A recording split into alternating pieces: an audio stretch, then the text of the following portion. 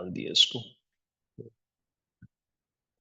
अच्छा, तो आज के जूम सेशन में हम डिस्कस करेंगे करंट टैरिफ की सिचुएशन, उसके क्या इम्प्लीकेशंस हैं, क्या इम्पैक्ट आएगा हमारे ऊपर, और हम उसको कैसे मैनेज करेंगे, कैसे हम अपने रिस्क को मिनिमाइज करेंगे।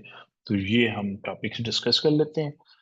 सबसे पहला जो इसमें इम्पैक्ट है वो दो डिफरेंट लोगों पे दो डिफरेंट इम्पैक्ट्स आएंगे। जो करंट सेलर्स हैं, जो ऑलरेडी बेच रहे हैं, जो अच्छा बिजनेस कर रहे हैं, प्रॉफिट भी बना रहे हैं, उनके ऊपर क्या इम्पैक्ट आएगा।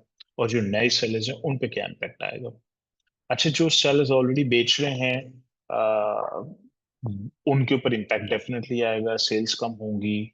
आ, और सबसे बड़ा जो चैलेंज है वो ये है कि टैरिफ्स जो लग रहे हैं वो हम कॉस्ट ऑफ गुड्स पे कंप्यूट करते हैं, वो हम रिटेल प्राइस पे नहीं करते।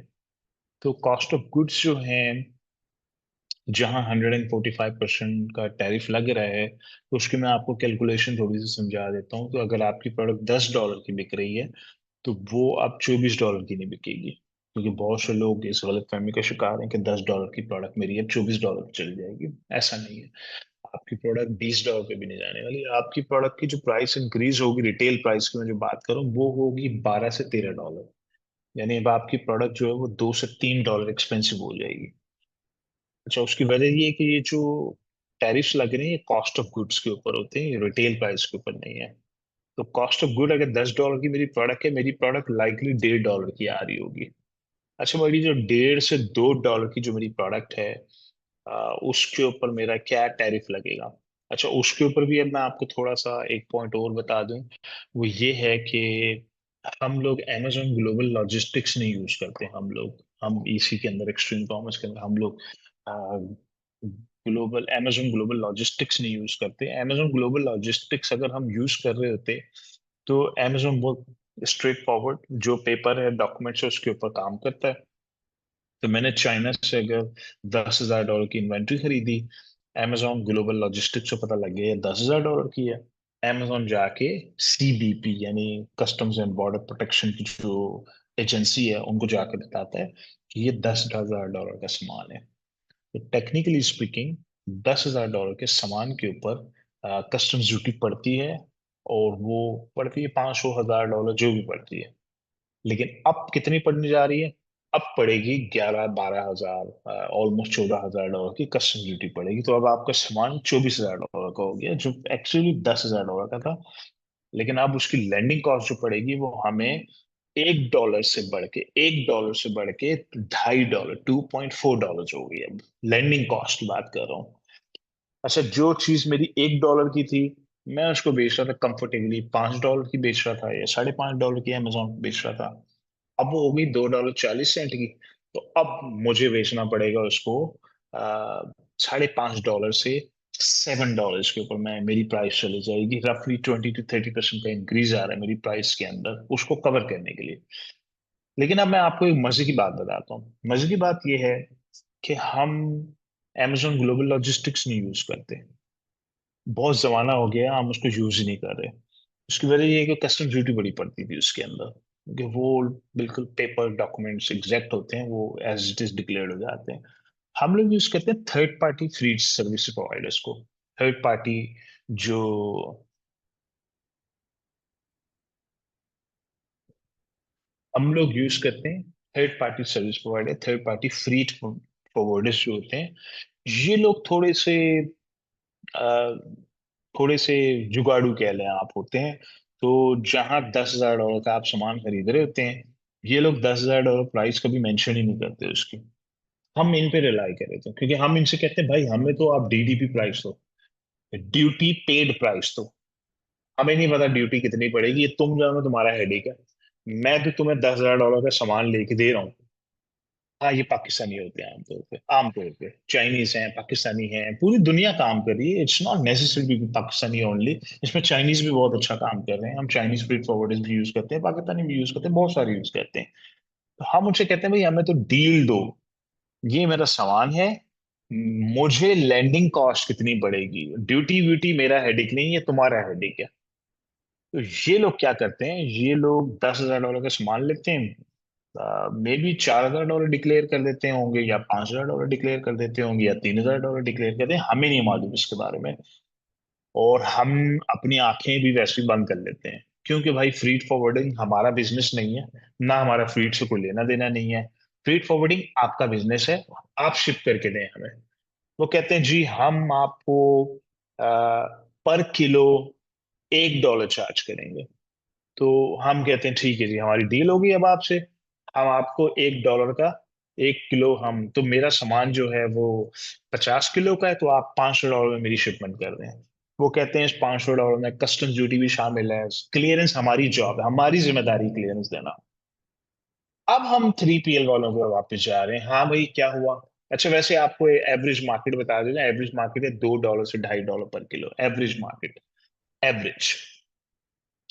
तो फ्री फॉरवर्डिंग वाले हमें कह रहे हैं कि अब हमारे रेट्स बढ़ने जा रहे हैं, हम आपसे 30 सेंट एक्स्ट्रा पर किलो लेंगे, कोई कह रहा है हम 40 सेंट एक्स्ट्रा पर किलो लेंगे, कोई कह रहा है 45 सेंट एक्स्ट्रा पर किलो लेंगे। तो हमारे लिए ऑनेस्टली स्पीकिंग अभी भी ये बहुत नेग्लिजिबल है, अभी भी नेग्लिजिबल है, हमें नहीं फर्क पड़ रहा, कोई हमें को बहुत ज्यादा फर्क नहीं पड़ रहा।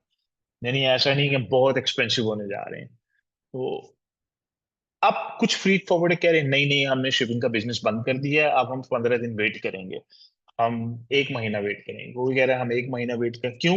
क्योंकि ड्यूटी इन्होंने पे करनी है, हमने नहीं पे करनी। ड्यूटी पे करना इनका काम है। तो लाले इनको पड़े हुए हैं, और हमें लाले इस बात के पड़े हुए हैं कि भाई फ्रीट फॉरवर्डिंग वाले अपना बिजनेस ना बंद कर दें। फ्रीट फॉरवर्डिंग वाले अब हमें आ रहे हैं, डिफरेंट फ्रीट फॉरवर्डिंग वालों के डिफरेंट रिस्पॉन्सेज आ रहे हैं। कोई कह रहा है मैं 40 सेंट एक्स्ट्रा लूंगा आपसे, कोई कह रहा है 45 सेंट एक्स्ट्रा लूंगा पर किलो, पर किलो। अच्छा, हमने अपनी रफ कैलकुलेशन, कुछ अकाउंट्स है मैंने इनको रफ कैलकुलेशंस टीम के साथ करवाई, कि भाई मुझे नेट इम्पैक्ट बताओ क्या आ रहा है, मुझे लैंडिंग कॉस्ट बताओ। तो काफी सारी कैलकुलेशंस करने के बाद पता लगा कि कुछ हमारे आइटम्स हैं जो $1.50 के पहले आ रहे थे। लैंडिंग की बात कर रहा हूँ, लैंडिंग। अब उसकी लैंडिंग में 20 सेंट बढ़ गया। तो किसी का 20 सेंट लैंडिंग बढ़ रही है, किसी की 30 सेंट लैंडिंग बढ़ रही है, लेकिन कोई चीज डॉलर्स में नहीं जा रही, सेंटों में जा रही है। ऐसी कोई भी प्रोडक्ट मैंने अभी तक नहीं देखी जो डॉलर्स में $1.50 से जंप करके $2.50 में चला गया, ऐसी कोई भी प्रोडक्ट नहीं है।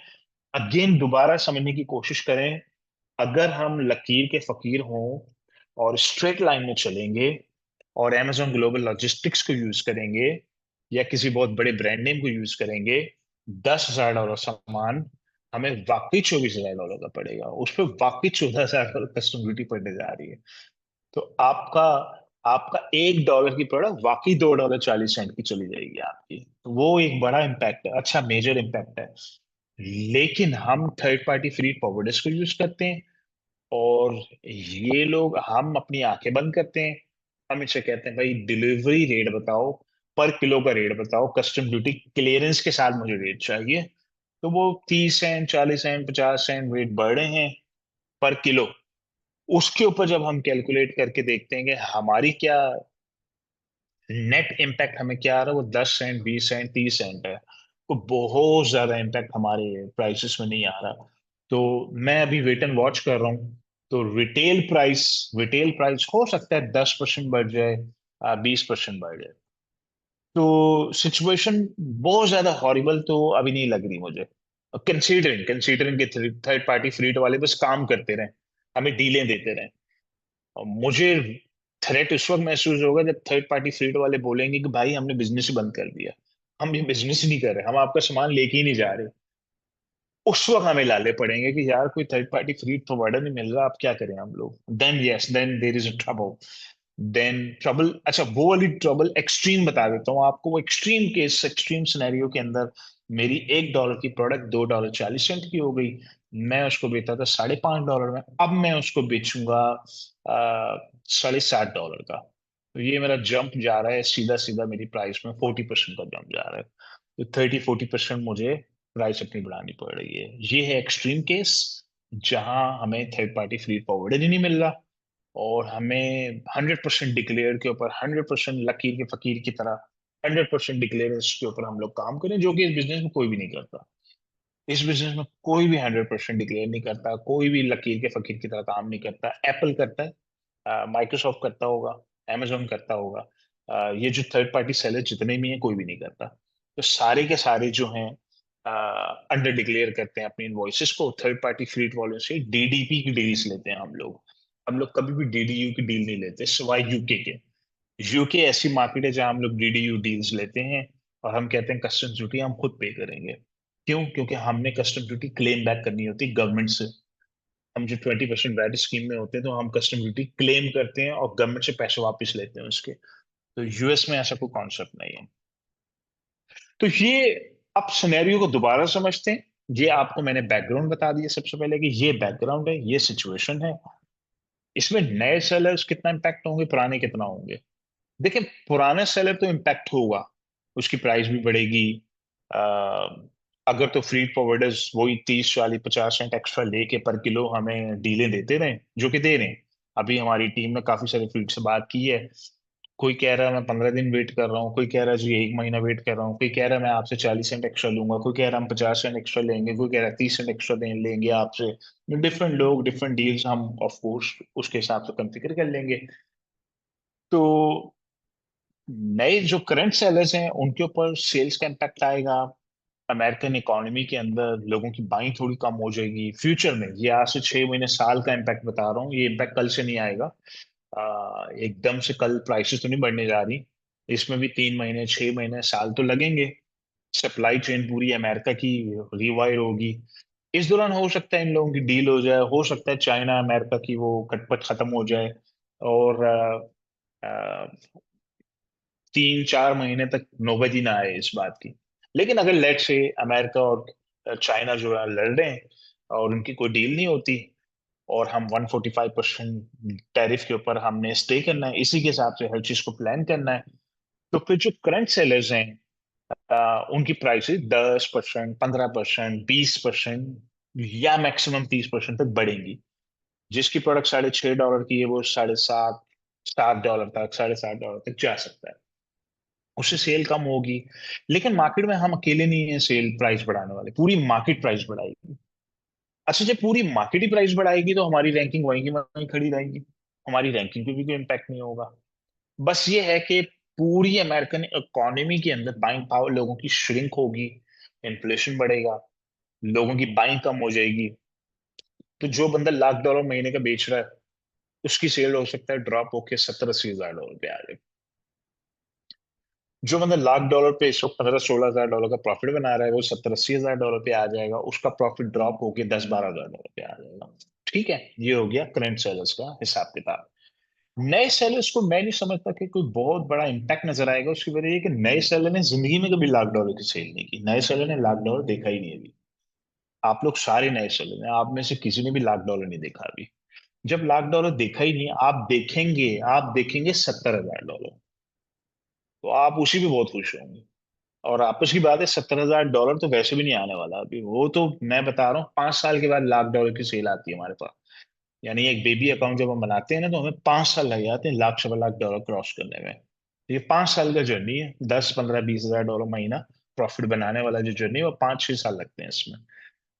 नए सेलर्स की जो जर्नी होती है वो आमतौर पे होती है $10 हजार, $12 हजार, $15 हजार महीने की सेल, जिसपे उनका प्रॉफिट आ रहा होता है 1500 2000 2500 $3000 प्रॉफिट आता है 2 2.5 साल के जर्नी के अंदर।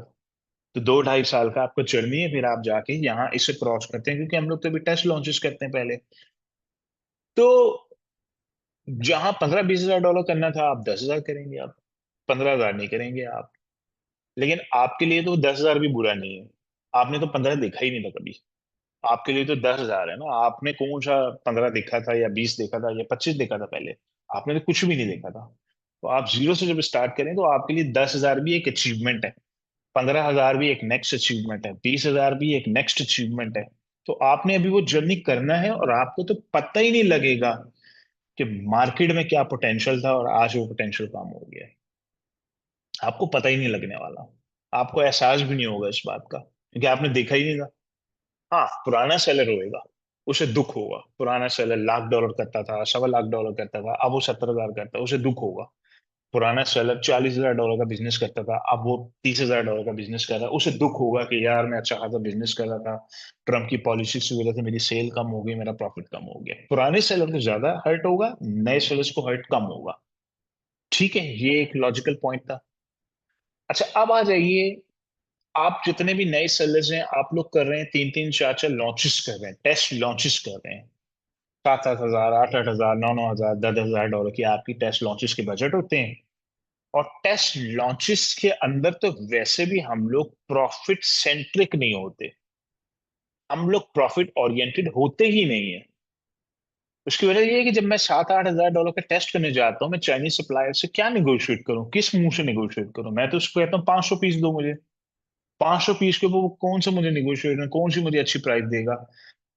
500 पीस के ऊपर तो मुझे प्रॉफिट्स ओरिएंटेड हूं ही नहीं मैं कहता हूँ मुझे प्रॉफिट बनाना ही नहीं है। मुझे सिर्फ सस्टेनेबिलिटी देखनी है, प्रोडक्ट चलेगी कि नहीं चलेगी।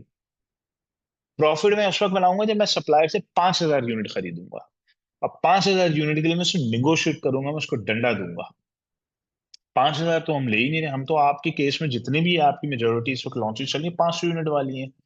तो 500 यूनिट में तो वैसे भी हम मार्जिन ओरिएंटेड नहीं है, मार्जिन फोकस भी नहीं है हम लोग। हम लोग प्रॉफिट बनाने के चक्कर में नहीं कर रहे ये सब। हम तो कह रहे हैं टेस्ट करना है। सिर्फ जब हम नई लॉन्च करते हैं, हमें सिर्फ ये देखना होता है कि इसका रिव्यू स्कोर स्टेबल है, अच्छा रिव्यू स्कोर है या नहीं है। अगर रिव्यू स्कोर अच्छा है तो ये प्रोडक्ट चल सकती है, अगर रिव्यू स्कोर अच्छा नहीं है तो ये प्रोडक्ट नहीं चल सकती। नंबर 2, पीपीसी सस्टेनेबल है या नहीं है, पीपीसी में सर्वाइव करेगी या नहीं करेगी। तो रिव्यू स्कोर प्लस पीपीसी, बस ये चेक करना है हमें। प्रॉफिट प्रॉफिट हमें नहीं बनाना, 5 यूनिट में वैसे ही प्रॉफिट नहीं बनता हमारा। ये जो 7-8 हजार डॉलर होता है, इसमें पीपीसी की नजर हो जाएंगे आपके पैसे, ट्रेडमार्क की नजर हो जाएंगे आपके पैसे। 500 यूनिट आते कितने के, 1,000-1,500 डॉलर के आते हैं। 1,000-1,500 डॉलर की तो टोटल इन्वेंट्री आपकी 2,000 डॉलर की होगी, 2,500 डॉलर की होगी। 2,500-3,000 डॉलर की इन्वेंटरी में थर्ड पार्टी फ्रीड फॉरवर्डर भी मजाक उड़ाता है कि 3,000 डॉलर की इन्वेंट्री यार, इस पे कौन सी ड्यूटी आ जाएगी। अच्छा, अब आइए 3,000 डॉलर की इन्वेंट्री पे टेक्निकली स्पीकिंग ये जाता है कुछ 4,000 डॉलर की, तो खाली इस वक्त टैरिफ ट्रेड वो पड़ जानी चाहिए। लेकिन फ्रीड फॉरवर्डर जो है वो 3,000 डॉलर की इन्वेंट्री को डिक्लेयर करता है 500 डॉलर। ये 500 डॉलर की इन्वेंट्री है, ये उनका काम है। मैं आपको बिल्कुल बता रहा हूँ वो लोग क्या करते हैं। हम ये काम नहीं कर, हम ऐसे काम नहीं करते भाई। मैं तो सिर्फ आपको बता रहा हूँ फ्रीड फॉरवर्ड किस किस्म की गेमें खेलते हैं मार्केट के अंदर। 500 डॉलर की इन्वेंट्री पे 500 डॉलर, 600 डॉलर, 700 डॉलर जो भी टैरिफ बनेगा वो दे देगा, और हमें उसके हिसाब से वो डील दे देगा, मैं पर किलो आपको इतना चार्ज करूँ। तो मेरा जो नेट इम्पैक्ट आएगा 500 यूनिट के ऊपर, अगर एक चीज लेट से मेरी $3 की या $2.5 की पड़ रही है, तो वो $2.5 से जंप करके अब $3 पड़ेगी, तो मेरी लैंडिंग कॉस्ट 50 सेंट लेट्स बढ़ गई, 30 सेंट बढ़ गई, 40 सेंट बढ़ गई, 50 सेंट बढ़ गई। तो मैं अकेला नहीं हूँ, पूरी मार्केट में सबके प्राइस बढ़ रहे हैं। तो पूरी मार्केट में जो सेलिंग प्राइस है, अगर उसकी $8, $9, $10 थी, अब वो 11 या $12 हो गई, या $11 हो गई, या $12 हो गई। तो पूरी मार्केट है। मैंने सिर्फ ये देखना है कि इसका रिव्यू स्कोर क्या आ रहा है, और इस पे पीपीसी का क्या इम्पैक्ट आ रहा है। जितनी देर में हम टेस्ट वेस्ट करके फारिग होंगे, उस वक्त तक और क्लैरिटी आ चुकी होगी पूरी मार्केट को। हो सकता है ये टैरिफ खत्म हो जाएं। आप लोग पिछले एक महीने से देख रहे हैं, एक दिन एक चीज होती है, अगले दिन वो वाइप आउट हो जाती है, तीसरे दिन कुछ हो जाता है, चौथे दिन कुछ हो जाता है, पांचवें दिन कुछ हो जाता है, छठे दिन कुछ हो जाता है। हर रोज न्यूज बदल रही है, हर रोज न्यूज चेंज हो रही है। तो टैरिफ्स जो हैं वो चाइना को भी हर्ट कर रहे हैं, अमेरिका को भी हर्ट कर रहे हैं। आज आज आज जो अनाउंसमेंट आ गई कि ट्रम्प ने कहा कि जी ठीक है, मैंने एक्सेम्पशन दे दी है, आईफोन्स के ऊपर और स्मार्ट चिप्स के ऊपर, कंप्यूटर्स के ऊपर कोई टैरिफ नहीं पड़ेगा।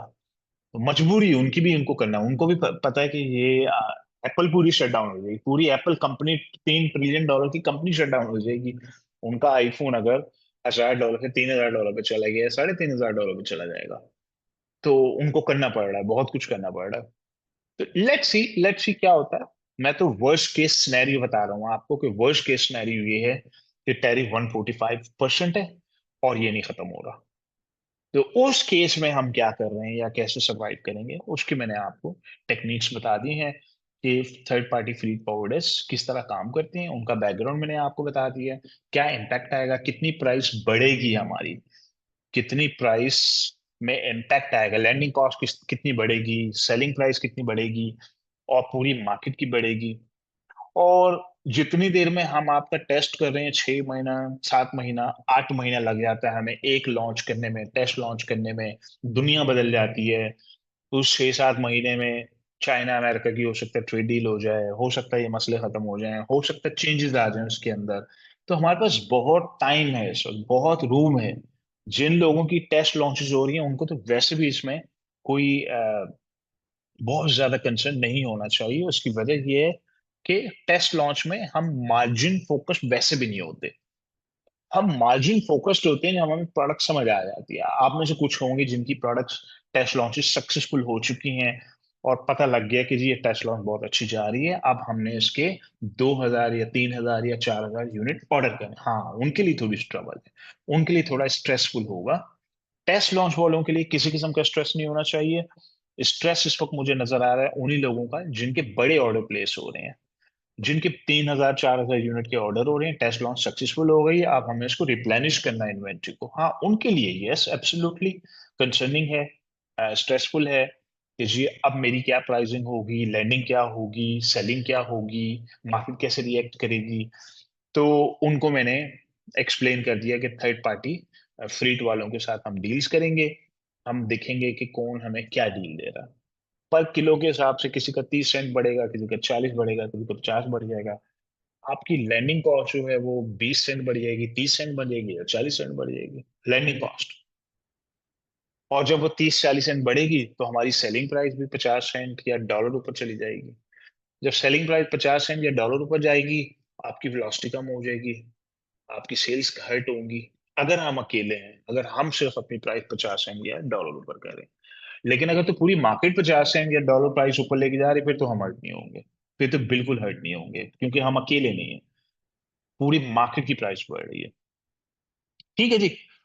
तो ये आप लोगों के लिए एक छोटा सा ओवरव्यू था कि टैरिफ्स कहाँ जा रहे हैं, उसका क्या इम्पैक्ट आ रहा है, हम उसको कैसे मिटिगेट कर रहे हैं, कैसे हम उससे प्ले अराउंड करेंगे, क्या उसका इम्पैक्ट आएगा, कितनी प्राइस बढ़ेगी। अब इससे रिलेटेड अगर आप लोगों का कोई क्वेश्चन है तो आप लोग हैंड रेस करना शुरू कर दें, मैं आप लोगों को अनम्यूट कर देता हूँ।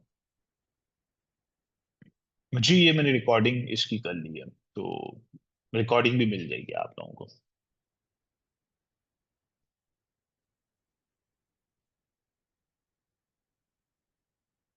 जी, जिसका क्वेश्चन है आप हैंड रेस कर लें प्लीज।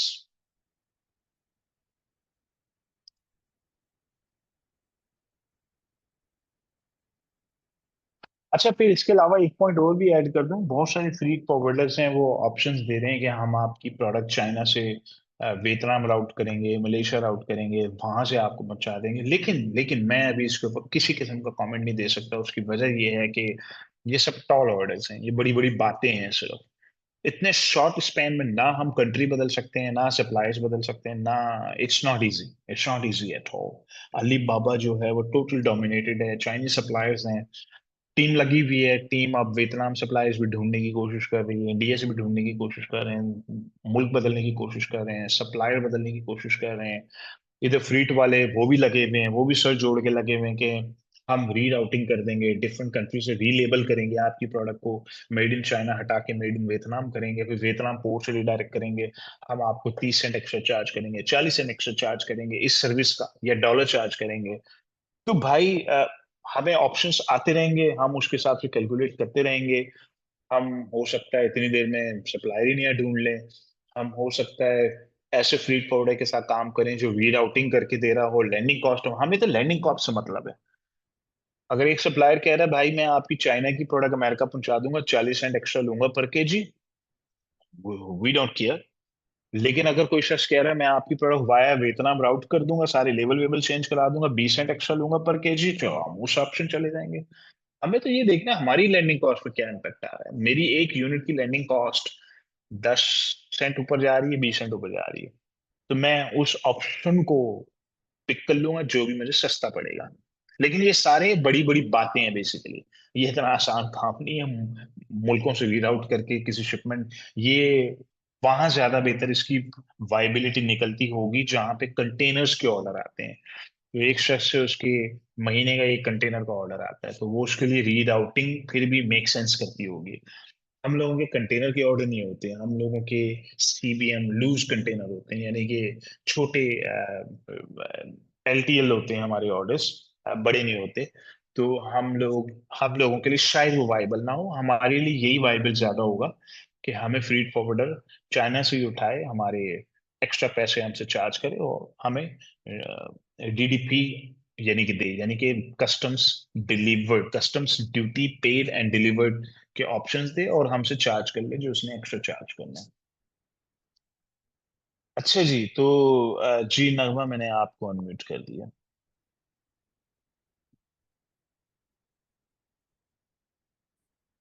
आप सेलेक्ट कर लें ऑप्शन, एक्सेप्ट कर लें अनम्यूट का। अच्छा, मैं खुद ही जी बोल रही हूँ। ओके, अस्सलाम वालेकुम। जी Thank you very much for holding this session and giving us a detailed information on what your future plans are. Uh, my question is, my account is like about, basically, in fact, 5 years old, but you guys have been working on it for last more than a year now. So everything you explained, but or maybe I missed it, that as our selling price goes up, of course, the fees of Amazon, they will go up too, because they are attached directly to our selling prices. So what impact do you see there on Amazon fees? देखिए, Amazon की fees जो है वो, जो लोग 9.99 की range के अंदर हैं वहां तो बहुत अच्छी हमें प्राइस मिल जाती है, अमेजोन की प्राइस बहुत फेवरेबल है। Mhm. जैसे ही वो $10 से ऊपर जाती है हमारी फीस बढ़ जाती है, और अमेजोन की फीस भी बढ़ जाएगी उसके अंदर, अमेजोन की स्टोरेज एफबीए हर चीज बढ़ जाएगी। तो अमेजोन की फीस तो बढ़ेगी, अमेजोन तो हमारी प्राइस के साथ जुड़ा हुआ है और हमें ये देखना है कि हम $1 बढ़ा रहे हैं या $2 बढ़ा रहे हैं। लेट्स से हमारी प्रोडक्ट जो है वो $7 की है, तो हम उसको $8 लेके जा रहे हैं, तो कोई बहुत बड़ा इम्पैक्ट नजर नहीं आएगा आपको। लेकिन जिन Mhm. लोगों की प्रोडक्ट $10 की रेंज में होती है ना, 9.99 वाली रेंज में होती है, हाँ उनके ऊपर इम्पैक्ट आता है, उन्हें उस मार्जिन को दोबारा अचीव करने के लिए $12 से ऊपर जाना पड़ता है। Yeah, that's वो what, because ji this is where our product ji is, and it's right at their point, 9 point ji something. बिल्कुल। And I ji was ji thinking about the impact of those fees. Ji ji They उनका, will be losing more money on that then, ji because बिल्कुल ऐसा ही है। जिन लोगों का 9.99 का range है उन्हें सीधे ही $13 पे जाना पड़ेगा। जब हम $13 पे जाएंगे वो एक बड़ा जंप है, तो उसको हम कैलकुलेट करेंगे, फिगर आउट करेंगे जब हमें नई लैंडिंग प्राइस पता लगेगी। अभी हम कुछ नहीं कह सकते, हमें तो अभी आपकी प्रोडक्ट की लैंडिंग प्राइस मालूम करनी है। अभी हमारे फीड फॉरवर्डर्स क्या दे रहे हैं और नए ऑप्शन हमें क्या दे रहे हैं, क्या हमारे नए ऑप्शन 30 सेंट ऊपर हैं, 40 सेंट ऊपर हैं, 50 सेंट ऊपर हैं। आपकी प्रोडक्ट में लेट से हमारे पास मार्जिन जो है वो बुरा नहीं है, 38% के करीब मार्जिन है, तो हो सकता है हम उसको एब्जॉर्ब कर लें, हम 9.99 पे रहे हैं, हो सकता है। और Mhm. हो सकता है हम 9.99 अफोर्ड ही ना कर पा रहे हो, अब पॉसिबल ही नहीं है हमारे लिए, अब हमें हो सकता है $13 पे जाना पड़े। अच्छा, मजे की बात यह है कि हम अकेले नहीं है $13 पे जाने वाले, और भी बहुत सारे सेलर हैं मार्केट में उस रेंज में जो भी प्ले कर रहा है, सबको अब 9.99 से निकल के $13 पे जाना पड़ रहा है, और सबकी मजबूरी है, फिर तो कोई मसला नहीं, तो पूरी मार्केट अगर ऊपर जा रही है, सबकी प्राइसेस बढ़ रही हैं, तो हम अकेले नहीं हैं। जब हम अकेले नहीं हैं तो फिर हम अपनी रैंकिंग जल्दी लूज नहीं करेंगे। Thank you. This is what I had for now. Maybe something else later. Thank you. Okay जी, माजिद खान, मैंने आपको अनम्यूट कर दिया। अस्सलाम वालेकुम। जी वालेकुम सलाम। अच्छा सर, काफ़ी चीज़ें आपने एक्सप्लेन कर दी हैं और मेरा सिर्फ एक ही क्वेश्चन है कि अगर, चूंकि हम सारे न्यू सेलर्स हैं अभी, एंड जिस तरह हमें बताया गया है कि फॉर टेस्टिंग पर्पस जो हमारे प्रॉफिट मार्जिन्स जो हम अपने जहन में रखते हैं, कि लॉन्चिंग प्राइस के लिए जो हमारे मार्जिन्स बन रहे हैं 30% है, ठीक है, या 30% है, तो अगर हमारे ऊपर लाइक 50 सेंट्स भी एक्स्ट्रा पड़ रहे हैं, तो उससे जो हमारे मार्जिन्स श्रिंक होंगे, तो क्या हमें अपने प्रॉफिट मार्जिन्स को इंक्रीज करना चाहिए कुछ ना कुछ, अगर हम नेगोशिएशन कर रहे हैं ऑलरेडी साथ, या हमारी जो इन्वेंट्री है अभी वो सोर्सिंग में है, तो अगर हम दोबारा सप्लायर्स के साथ इन चीज़ों को नेगोशिएट करते हैं, उनके साथ डिस्कस करते हैं, ताकि जो हमारे प्रॉफिट मार्जिन्स हैं वो स्टार्ट में श्रिंक ना हो, डिस्टर्ब ना हो। देखिए 30% मार्जिन से कम तो हम काम ही नहीं करेंगे। 30% तो हमारी नीड है, उसमें से 20% तो वैसे ही पीपीस में चला जाता है टेक कोस्ट की शक्ल में। एग्जैक्टली। 15% या 20% वहां चला है, हमें तो बचता ही 10 या 15% है। तो ऐसा तो पॉसिबल नहीं है कि टैरिफ पड़े हैं और अब हमारा मार्जिन 30% नहीं रहा, अब हमारा मार्जिन सिर्फ 10% रह गया और हम 10% पे बिजनेस करने के लिए थे। ऐसा तो पॉसिबल नहीं है, हमें प्राइस बढ़ानी है ना अपनी। तो अगर आपकी प्रोडक्ट लेट से पहली हमारी फिजिबिलिटी के मुताबिक $7 की बिकनी थी, अब वो हो सकता है $8 में वाइबल है, अब हम $8 की उसको बेचेंगे 30% मार्जिन के साथ। पहले $7 में 30% मार्जिन आ रहा था, अब $8 में 30% मार्जिन आ रहा है, तो हम उसको $8 प्राइस बढ़ा देंगे। उसकी वजह ये कि हम अकेले नहीं, पूरी मार्केट बढ़ा रही है। अच्छा, एक बात और ऐड कर दूं, हमने ऑलरेडी सारे सप्लायर्स के साथ रीनेगोशिएशन ऑलरेडी शुरू कर दी है। उसकी वजह ये है कि सारे के सारे सप्लायर्स को ये बहुत अच्छी अपॉर्चुनिटी है, एक्चुअली हमारे लिए बड़ी अच्छी अपॉर्चुनिटी है कि सप्लायर्स को डंडा दो, प्रेशर दो, बोलो प्राइस कम करो। देखो हमारे साथ जुल्म हो गया, अब थोड़ा सा तुम बर्दाश्त करो, थोड़ा सा हम बर्दाश्त करते हैं। और सप्लायर्स कह रहे हैं अच्छा मैं आपको 5 सेंट कम कर देता हूँ, 10 सेंट कम कर देता हूँ, 3 सेंट कम कर देता हूँ। और एक हफ्ते के बाद लेट से ट्रम्प कहता है चलो जी चाइना और अमेरिका की डील हो गई, ट्रम्प कैंसिल है, सारी टैरिफ कैंसिल हो गए हैं, हो सकता है। तो हमारे भाई ये अच्छा मौका है कि मार्केट जो है फुल वल्नरेबल चल रही है और टैरिफ सर पे लटके हुए हैं। सारे सप्लायर्स को डंडा दो और निगोशिएट करो, देखो हमारे साथ जुल्म हो गया, अब हम कहीं और जा रहे हैं, हमें दूसरा सप्लाई ढूंढना पड़ेगा, हमें वियतनाम जाना पड़ेगा, हमें ये करना पड़ेगा, हमें वो करना पड़ेगा। तुम बताओ क्या करें, तुम हमारी अब तुम कुछ अब्जॉर्ब कर लो, कुछ हम अब्जॉर्ब कर लेते हैं। तो हम ऑलरेडी ये काम कर रहे हैं। जितने भी सप्लायर्स हैं, करंट प्रोडक्ट्स की बात कर रहा हूँ, नए सप्लाई की बात नहीं कर रहा। नया सप्लायर तो पिक्चर में अभी आया ही नहीं है। हम तो करंट सप्लाई पे प्रेशर डाल रहे हैं और प्राइसेस रिवाइज करा रहे हैं सबसे, इसी बहाने। अगर ये काम लेट से 30 डेज के बाद चाइना और अमेरिका की डील हो गई, चलो जी टैरिफ वाला मसला खत्म हो गया, तो ये 30 डेज के अंदर अगर हम प्राइस कम ना करवाएं सप्लायर से, तो ये अपॉर्चुनिटी दोबारा नहीं मिलेगी हम लोगों को। सप्लायर तो बोलेगा वो मेरी तो प्राइस वही की वही है जी, सब कुछ ठीक तो चल रहा है। तो हम इस मौके का ये फायदा जरूर उठा रहे हैं कि उसको डंडा दे के 5-10 सेंट कम करवाएं। अच्छा वो प्राइस कम हो गई, 30 डेज के बाद लेट से टैरिफ खत्म हो गया, सब कुछ खत्म हो गया, तो अब सप्लायर बेचारा कुछ नहीं कर सकता, उसने ऑलरेडी हमें नया रेट दे दिया। हम उसी रेट के ऊपर अब उससे बल्क ऑर्डरिंग कर रहे हैं। तो ये काम हम ऑलरेडी कर रहे हैं। लेकिन आपके केस में जो क्वेश्चन है कि प्राइस $7 है, तो भाई अब उसको बढ़ा के $8 करना पड़ेगा। हमें तो 30% मार्जिन चाहिए, 30% मार्जिन के बगैर हम सर्वाइव नहीं कर सकते इस बिजनेस के अंदर। तो हमें प्राइस बढ़ानी पड़ेगी 30% मार्जिन अचीव करने के लिए।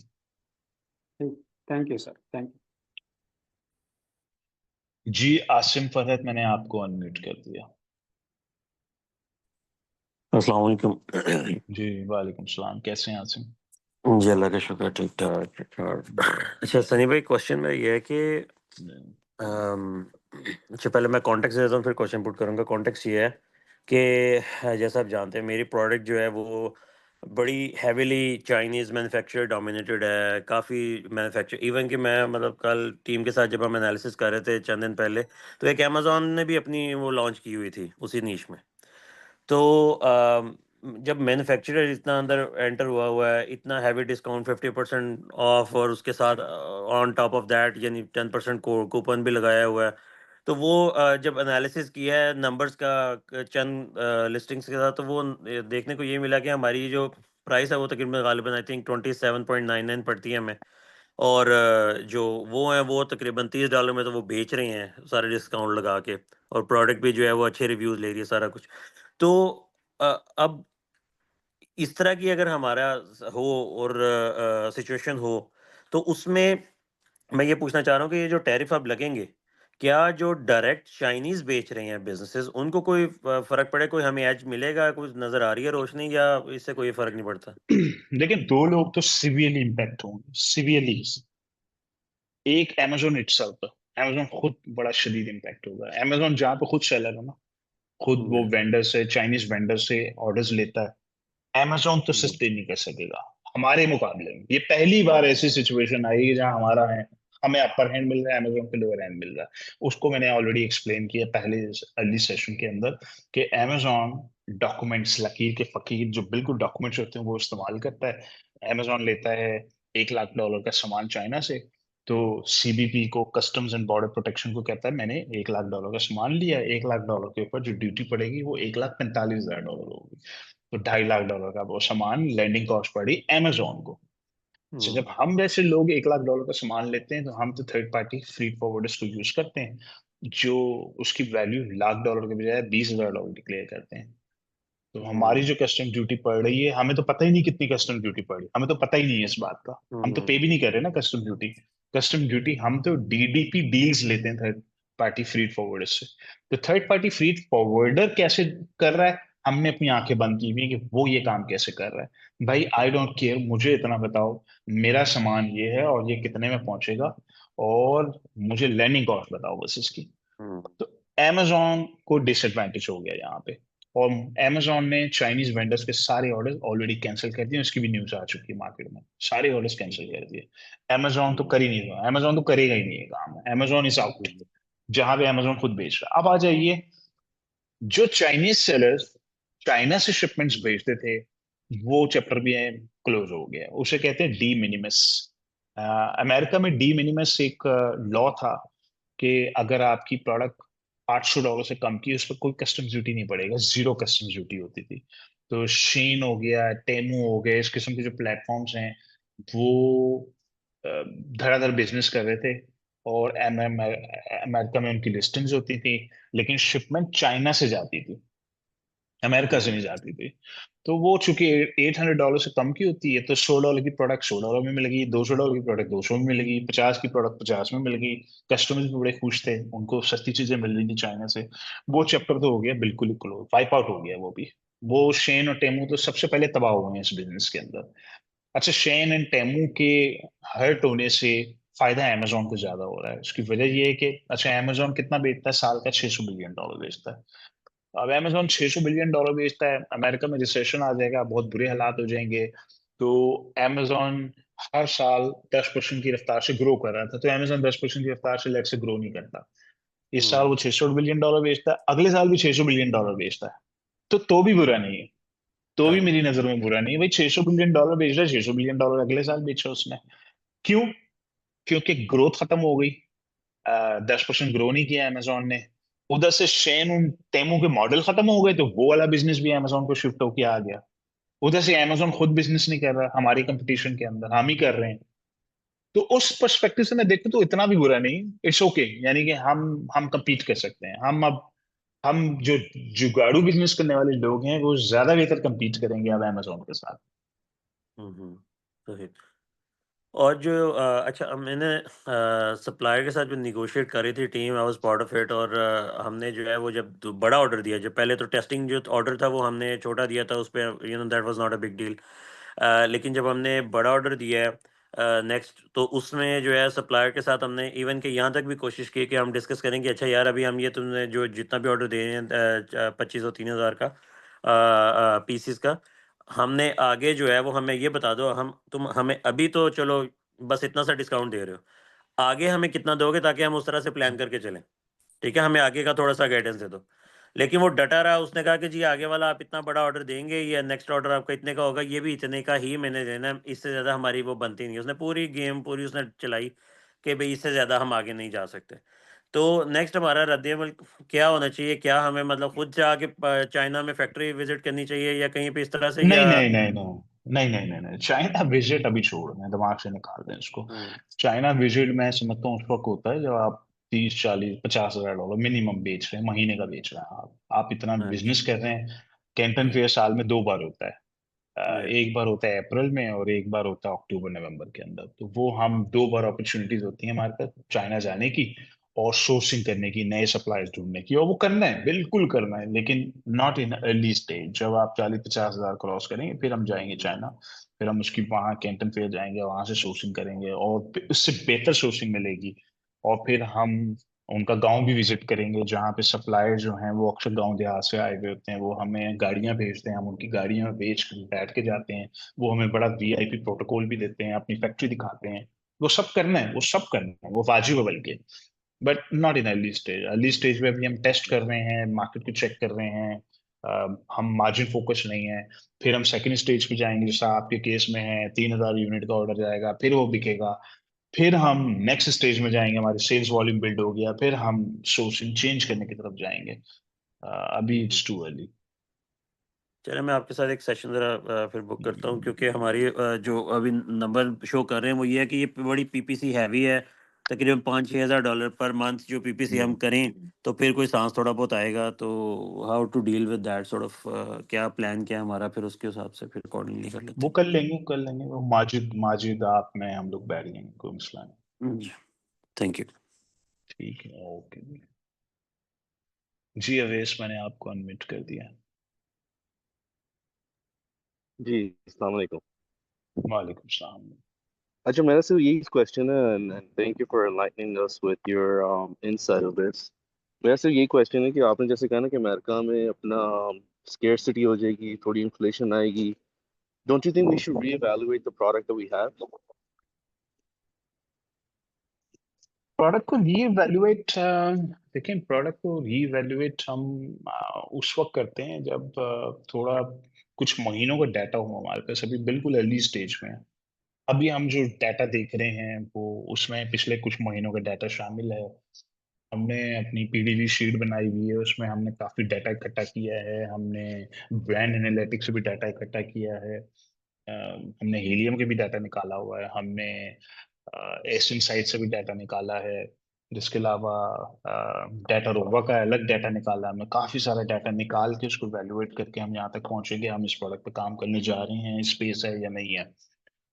तो अगर रीवैल्यूएट करने के लिए अगेन हमें 3-4 महीने मार्केट को थोड़ा देखना है, 3-4 महीने के बाद हम उसको रीवैल्यूएट कर सकते हैं कि क्या सिचुएशन है। अभी इट्स टू अर्ली, अभी मुझे समझता है कि हमें एकदम रीवैल्यूएशन की जरूरत पड़ेगी।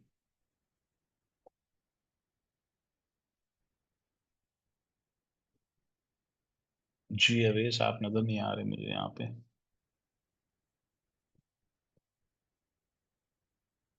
अच्छा जी, मैं आपको अनम्यूट कर रहा हूँ। यहाँ आईफोन लिखा हुआ है आपके नाम पे।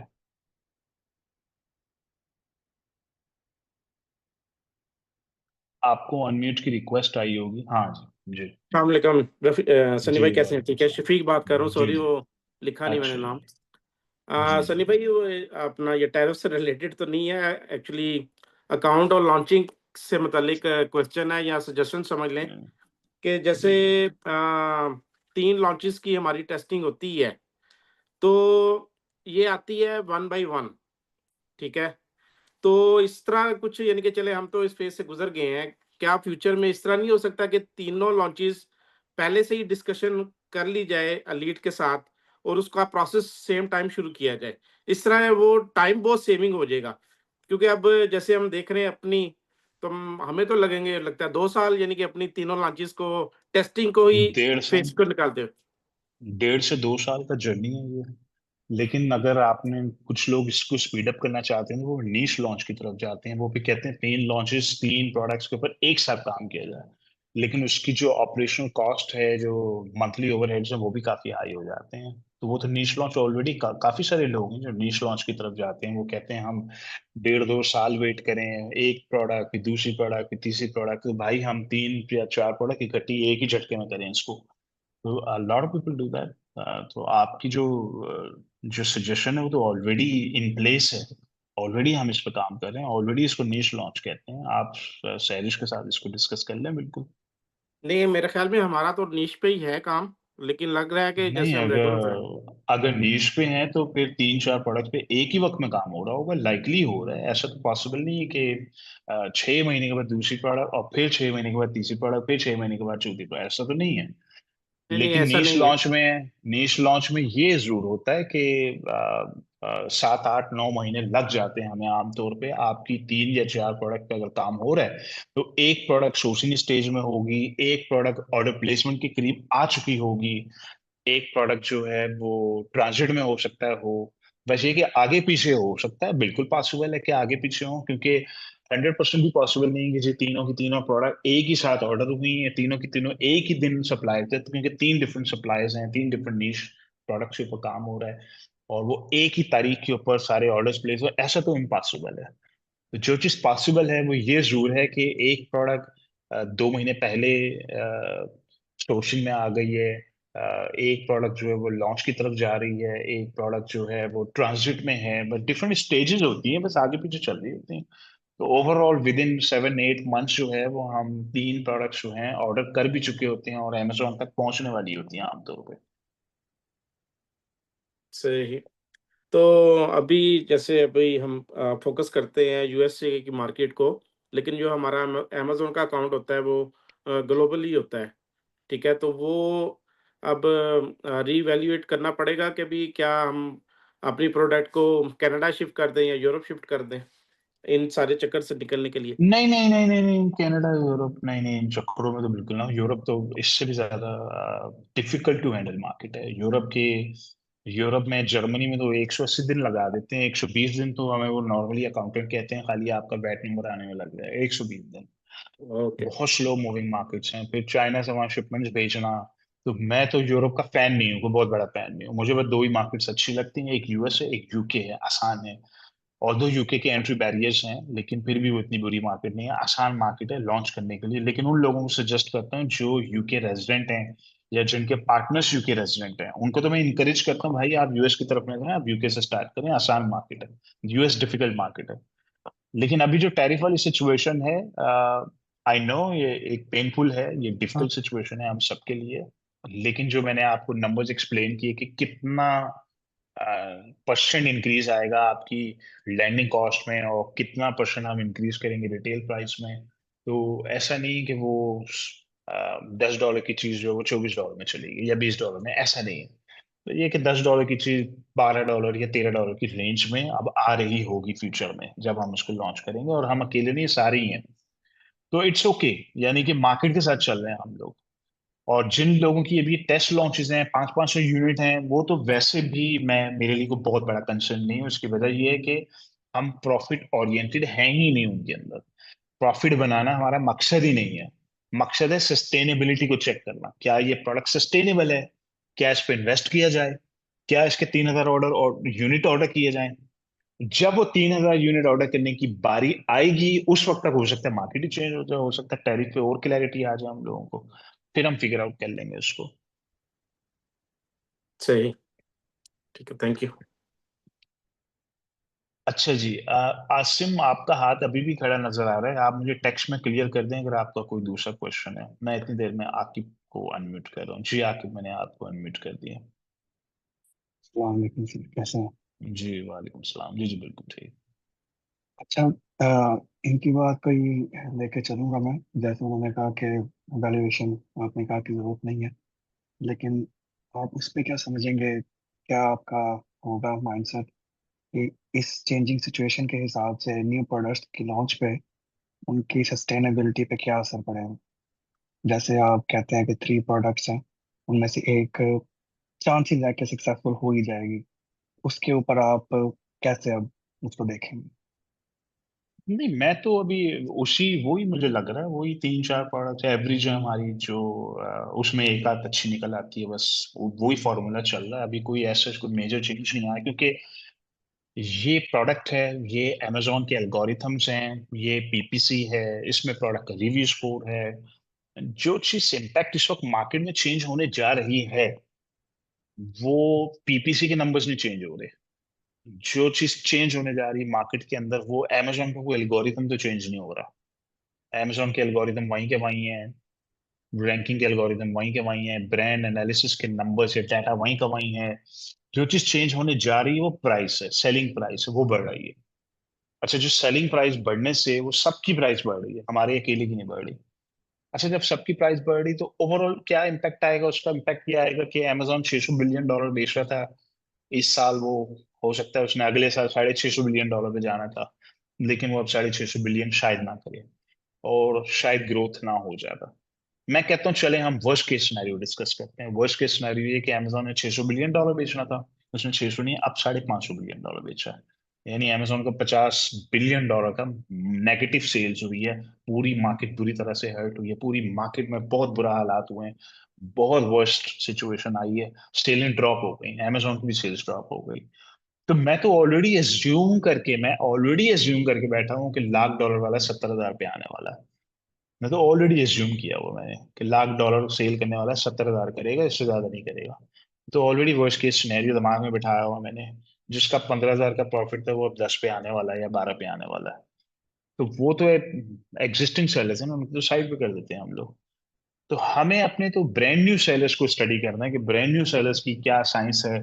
तो जहां $15,000 का पोटेंशियल था, अब हम $10,000 सेल करेंगे, 15 नहीं करेंगे। जहां 20 का पोटेंशियल था, हम 15 कर लेंगे या 14 कर लेंगे। हम नहीं करेंगे $20,000 की सेल। तो हम सेल कम होती हुई देख रहे हैं, बढ़ती हुई नहीं देख रहे। तो अब ओवरऑल मार्केट को अगर मैं एज्यूम करूं 10, 20, 30% सेल कम हो रही है अब आपकी, तो सब सेलर्स की हो रही है ना। तो प्रोडक्ट वैलिडेशन में क्या चेंज आ रहा है? प्रोडक्ट वैलिडेशन में कोई चेंज नहीं आ रहा। यानी कि एक शख्स महीने का 50 बेच रहा है, एक शख्स महीने का 40 बेच रहा है, एक महीने का 30 बेच, सबकी सेलें 10, 10, 20, 20, 30% लेट से कम कर लेते हैं। नेट इम्पैक्ट क्या है? नेट इम्पैक्ट तो जीरो, वहीं के वहीं खड़े हैं हम लोग। नेट इम्पैक्ट में तो कोई चेंज नहीं है। तो प्रोडक्ट इवैल्यूएशन दोबारा किस बात पे चेंज करें? मुझे तो उसकी लॉजिक चाहिए ना। हम क्या चेंज करने जा रहे हैं प्रोडक्ट इवैल्यूएशन? हमने लेट्स से कंघी बेचनी थी, हमने अपने नंबर्स देख लिए जी, कंघी फिट हो गई है, कंघी बिक रही है। पूरी मार्केट में कंघी की प्राइस 10, 20% ऊपर चली गई, अब प्राइस ऊपर चली गई, तो हमारी भी प्राइस ऊपर चली जाएगी। उससे सेल कम हो जाएगी। ओवरऑल मार्केट, लोगों की बाइंग पावर कम हो गई। जहां सो पूरी मार्केट ये कह रही है कि 2 लाख कंघियां महीने की बिकती हैं, अब वो 2 लाख कंघियां नहीं बिकेंगी, अब वो 1,80,000 बिकेंगी, 1,70,000 बिकेंगी। तो सबकी डिस्ट्रीब्यूशन कम हो गई ना, सबके नंबर्स कम हो गए। तो प्रोडक्ट वैलिडेशन या वैल्यूएशन का प्रोसेस नहीं चेंज हो रहा है, वो तो वहीं का वहीं खड़ा हुआ है। ये आपके सवाल का जवाब है। मैं आपको दोबारा अनम्यूट कर रहा हूँ जस्ट इन केस। जी अवेश। जी अस्सलाम वालेकुम सनी भाई।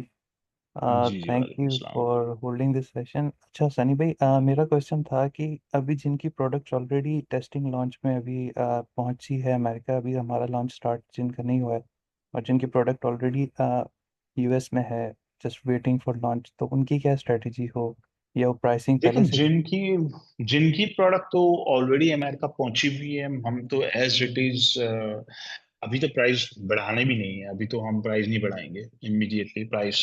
यानी कि अगर हमारी लॉन्च $7 की होनी तो हम $7 से स्टार्ट करेंगे उसको।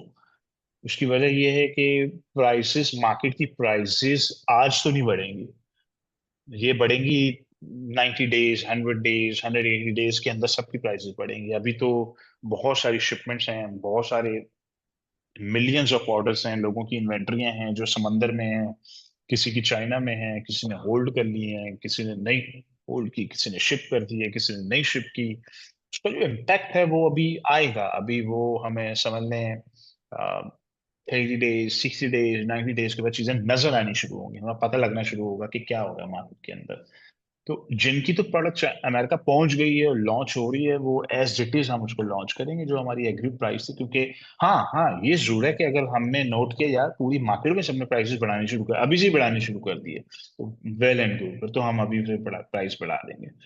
यानी कि हम भी वेट नहीं करेंगे फिर। हमें तो सिर्फ मार्केट के साथ रहना है। अगर मार्केट में हम देख रहे हैं कि अभी प्राइस नहीं बढ़ी और हमने आपकी लॉन्च कल से होनी है, तो हम जो एग्रीड प्राइस है उसी के ऊपर लॉन्च कर देंगे उसको। जिनकी प्रोडक्ट्स अभी चाइना में है और अभी शिप होनी है, हाँ, वहां पे कैलकुलेशंस की जरूरत है हमें। वहां हमने देखना है कि भाई अब नेट इम्पैक्ट क्या आ रहा है। सप्लायर ने तो प्रोडक्ट बना दी है, अब लैंडिंग कॉस्ट पहले $1.50 पड़ रही थी, अब लैंडिंग कॉस्ट नई वाली क्या आ रही है, उसके ऊपर हम डिसीजंस लेंगे। उसके ऊपर अभी हम फैसला करेंगे, उसके ऊपर बैठेंगे कि इसको होल्ड कर लें या जाने दें। लेकिन मैं आपको लाइकली बता देता हूँ, लाइकली लाइकली जो मेरे दिमाग में है वो ये कि जाने दें, प्राइस बढ़ी जाने दें। उसकी वजह ये कि बिजनेस रोकना तो है नहीं हमें। प्राइस सबकी बढ़ रही है, और हमें वैसे भी हम प्रॉफिट प्रॉफिट कॉन्शियस नहीं है इस टाइम पे। टेस्ट लॉन्चेस के अंदर प्रॉफिट मकसद नहीं है हमारा। मकसद है सस्टेनेबिलिटी चेक करना। तो हमें तो वैसे भी सस्टेनेबिलिटी चेक करनी है कि भाई प्रोडक्ट वाइबल है नहीं है, रिव्यू स्कोर अच्छे हैं, पीपीसी सस्टेनेबल है नहीं है। तो जाने दो इसको। लैंडिंग कॉस्ट थोड़ी सी बढ़ गई, कोई बात नहीं। थोड़ी सी प्राइस हमें बढ़ानी पड़ेगी, कोई बात नहीं, बढ़ा देते हैं। और इसकी सस्टेनेबिलिटी को चेक करो। अभी तो फिलहाल ये हमारा गोल है। जी सनी भाई थैंक यू। नहीं, मैं वो पूछ रहा था बेसिकली स्ट्रेटजी वाइज, ताकि अगर फ्यूचर लॉन्च में की स्ट्रेटेजी की बात करें, जी लॉन्च की, और उसके बाद अगर स्ट्रेटजी वाइज अगर हमें बाद में hopefully considering it successful launch, तो फिर उसके बाद अगर हमें दोबारा आई थिंक सेम प्राइस या उसके बाद अगर हम उसको माइंड में रख के चलें तो नहीं, सेम प्राइस तो हमें मिल जाएगी। Same price is not an issue, क्योंकि जो फैक्ट्रीज हैं जिनसे हम सप्लायर्स से सब बात कर रहे हैं, हमने सबके साथ अभी से निगोशिएशन स्टार्ट कर दी है। तो आपका जो भी सप्लायर है उसके साथ भी निगोशिएशन स्टार्ट हो जाएगी। हाँ भाई, ये इम्पैक्ट आ गया, ये मसला आ गया, अ, थोड़ा सा तुम करो, थोड़ा सा हम करते हैं, ये तो हम ऑलरेडी स्टार्ट कर चुके हैं। तो प्राइस थोड़ी सी रिड्यूस हो जाएगी। तो मसला प्राइसेस, चाइनीज प्रोडक्ट की प्राइस का तो है ही नहीं। हम तो EXW रेट्स लेते हैं सबसे। वो कहता है 90 सेंट, हम कहते हैं ओके 90 सेंट में डील हो गई। हम उससे रिड्यूस करा के 85 सेंट करवा देंगे इसको। जो रियल इम्पैक्ट है वो फ्रीट का है, वो डिलीवरी का है, वो लैंडिंग कॉस्ट का है। वो 85 सेंट की प्रोडक्ट चाइना से चलेगी, अब वो लैंड होते हुए पहले $1 की पड़ रही थी हमें अमेरिका पहुंचते पहुंचते, अब वो $1 10 की पड़ने जा रही है, $1 15 की पड़ने जा रही है। तो सप्लाई के साथ एज सच नेगोशिएशंस होंगी, प्राइस थोड़ी सी कम हो जाएगी। और इस स्ट्रेटेजी पर्सपेक्टिव से यही स्ट्रेटेजी है कि सप्लायर्स के ऊपर अभी से प्रेशर डाल दो। अगले 30 डेज में जितना निगोशिएट कर सकते हो कर लो सबके साथ, प्राइस थोड़ी सी और रिड्यूस करा लो। उसके बाद 30 डेज में क्लैरिटी आ जाएगी कि फ्रीट वाले क्या कह रहे हैं। फ्रीट वालों की डील्स का वेट करो, कौन हमें क्या डील दे रहा है। और हमें DDP डील्स चाहिए। हम तो बिल्कुल ये रिस्क ही नहीं ले सकते कि जी कस्टम ड्यूटी हम खुद पे करें, ये वाला तो काम करना ही नहीं है ना हमने। हमें तो DDP डील्स चाहिए। तो वो अब 30 डेज में मजीद क्लैरिटी आ जाएगी कौन कितने में डील दे रहा है हमें। ऑलराइट, थैंक यू सनी भाई।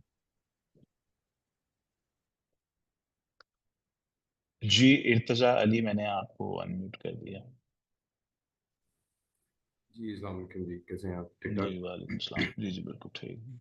अच्छा, मेरा, आपने एक चीज़ का जिक्र किया इससे पहले शुरू में कि हम रीवैल्यूएट करेंगे, उनके साथ रीनेगोशिएट भी करेंगे अपने सेलर्स के साथ, और उनको जी जी रीवैल्यूएट भी करेंगे, ठीक है। अच्छा, व्हाट इफ के बहुत से ऐसे प्रोडक्ट्स होंगे, मैं सिर्फ स्पेसिफिकली अपने प्रोडक्ट के बारे में बात नहीं कर रहा, जनरली ट्रेडिशनली जब भी हम किसी प्रोडक्ट के बारे में बात करते हैं तो हमारे जहन में जो जो पहला फ्लैश होता है, दैट इज चाइना, ठीक है।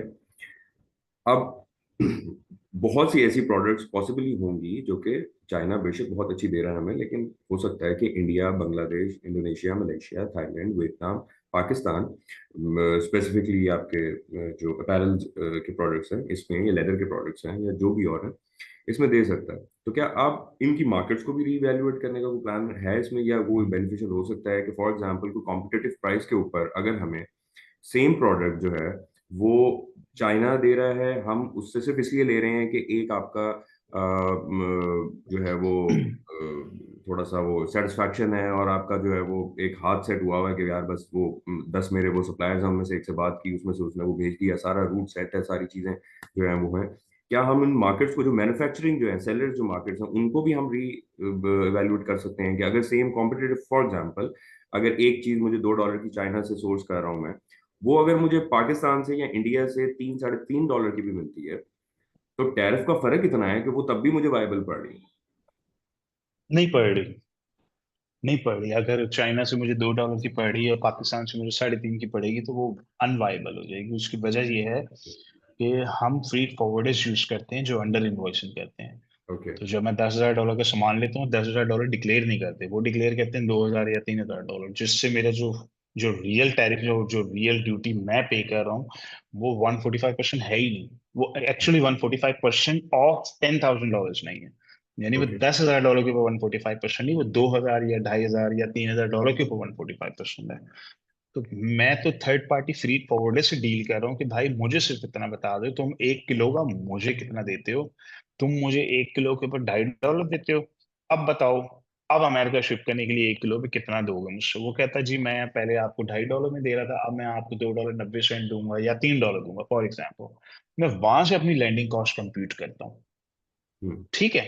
अच्छा, अब अगर मैं पाकिस्तान चला जाता हूँ, मैं वहां से सोर्सिंग करता हूँ, सबसे बड़ा जो प्रॉब्लम है वो फ्रीट का।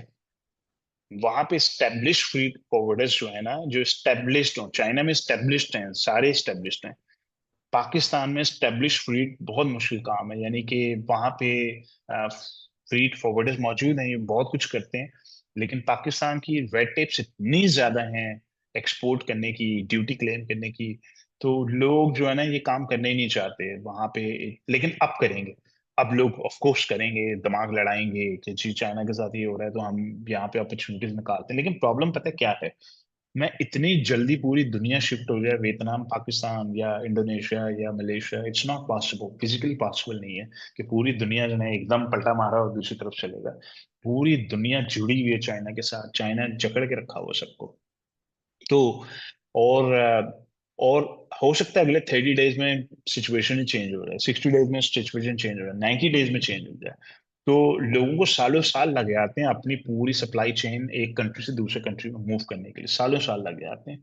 तो इट्स नॉट पॉसिबल कि हम शॉर्ट टर्म में बहुत कुछ कर सकें। लेकिन ये जरूर है कि टीमों को अब ये जरूर बोला हुआ कि भाई चाइना से हट के भी सप्लायर्स को एक्सप्लोर करो, यानी कि वियतनामी सप्लायर अगर कोई मिल रहा है तो उनको भी टेस्ट करके देख लो, इंडोनेशियन मिल रहे हैं उनको भी टेस्ट करके देख लो। टेस्ट करना है तो करो, चाइना से हट के भी अब चीजों को देखना शुरू करो। और इनफैक्ट हमारे कुछ अकाउंट्स हैं जहाँ पे प्रोडक्ट सियालकोट से आती है, पाकिस्तान से आती है। वो एक एक अकाउंट हमारा इतना अच्छा $1.25 लाख महीने का सेल करने वाला अकाउंट है, जहाँ पे प्रॉफिट भी 20-25 हज़ार डॉलर महीने का होता है। तो वो बहुत अच्छा अकाउंट है और लकीली वो पाकिस्तान से है, वो सारी सप्लाई उसकी पाकिस्तान से सियालकोट से आती है। तो ऐसे कुछ अकाउंट्स हैं हमारे पास जो नॉन चाइनीज भी हैं, चाइना से हट के भी हैं। लेकिन अब इसकी तरफ देखना शुरू करेंगे, एक्सप्लोर करना शुरू करेंगे और देखेंगे क्या मार्केट में मिलता है हम लोगों को। लेकिन पहली प्रियोरिटी ये है कि फ्रीट फॉरवर्डर्स के साथ हमें डील्स मिले, और और 30 to 90 डेज में हम वॉच करें कि मार्केट में क्या हो रहा है। It's too early to quickly decide. उसकी वजह ये आज मैं डिसाइड करूं कि यार ओ माय गॉड ये चेंज हो गया, चलो अब ये डिसीजन लेते हैं, अगले दिन ट्रम्प साहब कोई नई अनाउंसमेंट कर देते हैं, तो फिर हम कहते हैं ओहो अब चलो ये डायरेक्शन चेंज कर दें, तीसरे दिन ट्रम्प साहब नई अनाउंसमेंट करके बैठे होते हैं। अभी इन्होंने वियतनाम पे 47% टैक्स लगा दिया, अब उन्होंने वो 47 भी हटा दिया। पहले उन्होंने 10 लगा दिया, 20 लगा दिया, 20 हटा दिया, किसी को 25 लगा दिया, अगले दिन तीसरे दिन 25 वाइप आउट कर दिया कि अच्छा अभी रोक दो उसको, अभी लगा दो अभी रोक दो, अभी लगा दो अभी रोक दो। तो अब इट्स टू डिफिकल्ट टू जज के हो क्या रहा है, तो हम इतनी अनसर्टेनिटी में हम भी डिसीजन नहीं ले सकते, हमारे लिए डिसीजन लेना पॉसिबल ही नहीं है। हमें भी सपोज से 30 to 90 डेज वेट करना कि वेट एंड सी पहले करो। इतनी देर में हम क्या कर सकते हैं, बस हम फ्रीड फॉरवर्डर्स के सर पे हैं कि भाई डीलें पकड़ो, और जो एक्स्ट्रा अमाउंट बन रही है थर्ड पार्टी फ्रीड के साथ काम करो बस। Amazon ग्लोबल लॉजिस्टिक्स मत यूज करो, कोई भी बड़ी लॉजिस्टिक उसको मत यूज करो। ओके, फिलहाल ये एक क्विक सोल्यूशन है। सही, थैंक यू। जी जी जी जी। खुर्रम जावेद, मैं आपको कैसे अनम्यूट करूं? खुर्रम जावेद, आपका टेक्स्ट मुझे नजर तो आ गया है, लेकिन आपका नाम मुझे क्या नजर आया, क्योंकि आप हैंड रेज नहीं कर पा रहे ना। मैं कोशिश करता हूँ यहाँ पे।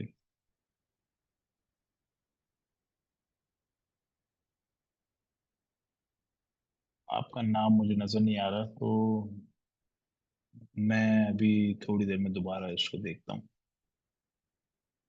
वैसे हैंड रेज का जो ऑप्शन है वो ऊपर नजर आएगा आपको, लेफ्ट साइड पे पार्टिसिपेंट्स पे क्लिक कर दें तो फिर कामरान जावेद, अच्छा कामरान जावेद। तो शेरोज, मैं आपको भी वो बना देता हूँ ना एडमिन, तो आप देखें अगर इनको मेक को होस्ट। अब आप इनको देखें अगर इन ढूंढ के इनको अनम्यूट कर सकते हैं आप। जी मोहम्मद इकबाल, मैंने आपको अनम्यूट कर दिया। जी अस्सलाम वालेकुम सनी भाई। जी वालेकुम सनी सलाम। भाई एक्चुअली में आप मेरा केस तो जानते ही हैं। हमारे दो प्रोडक्ट्स थे, दो लॉन्चेस कर रहे हैं अभी हम। एक तो वो लेज़र वाला प्रोडक्ट था, दूसरा गोशवा का है। तो अभी इसके अंदर जो, जब मैंने कल टीम से बात की थी तो वो लोग बतला रहे थे कि वो आपके डायरेक्शन के लिए रुके हुए हैं कि जो हमारा जो प्रोक्योरमेंट है उसको कैसे करेंगे, और फ्राइट फॉरवर्डर को सेलेक्ट करने के लिए। तो इसमें आपने ऑलरेडी उनको डायरेक्शन दिया है या कोई और उनको गाइडलाइंस देना अभी बाकी है? नहीं, मेरी तो अभी जूम सेशन नहीं हुआ, वो मेरे जूम सेशन शायद उन्होंने स्केड्यूल कर दिया होगा। मैं अभी ट्रैवलिंग था, आज ही वापस पहुंचा हूँ घर। तो अभी अगले 2-3 दिनों में जो जूम सेशंस पेंडिंग है वो मैं कर लूंगा, तो उनके साथ डिस्कशन हो जाएगी आपकी टीम के साथ। तो इंशाल्लाह ठीक है, बस वो वही आपके जी डायरेक्शन के हुए है कि मैं चाह रहा था कि हमारा लॉन्च जो है जल्द से जल्द हो, ताकि हम ये एक जो हमारा स्टोन है, स्टेपिंग स्टोन, वो पार हो जाए, तो फिर कुछ बात हो। जी जी, कोई मसला नहीं, अभी 1-2 दिन में जूम सेशन आपकी टीम के साथ हो जाएगा। शेरोज आप देख लीजिएगा किस जो अकाउंट मैनेजर हैं, ताकि वो मेरे साथ जूम सेशन स्केड्यूल कर लें। ठीक है जी, फिर वो ठीक है जी। फोबिया है, हाँ जी, वो अलाइन कर लेंगे। अस्सलाम वालेकुम। ओके, ठीक है जी, कामरान वालेकुम बोल रहा हूँ। सलाम। जी जी, कामरान जी, कैसे हैं? मैं ठीक हूँ सर, आप सुनाए ठीक है?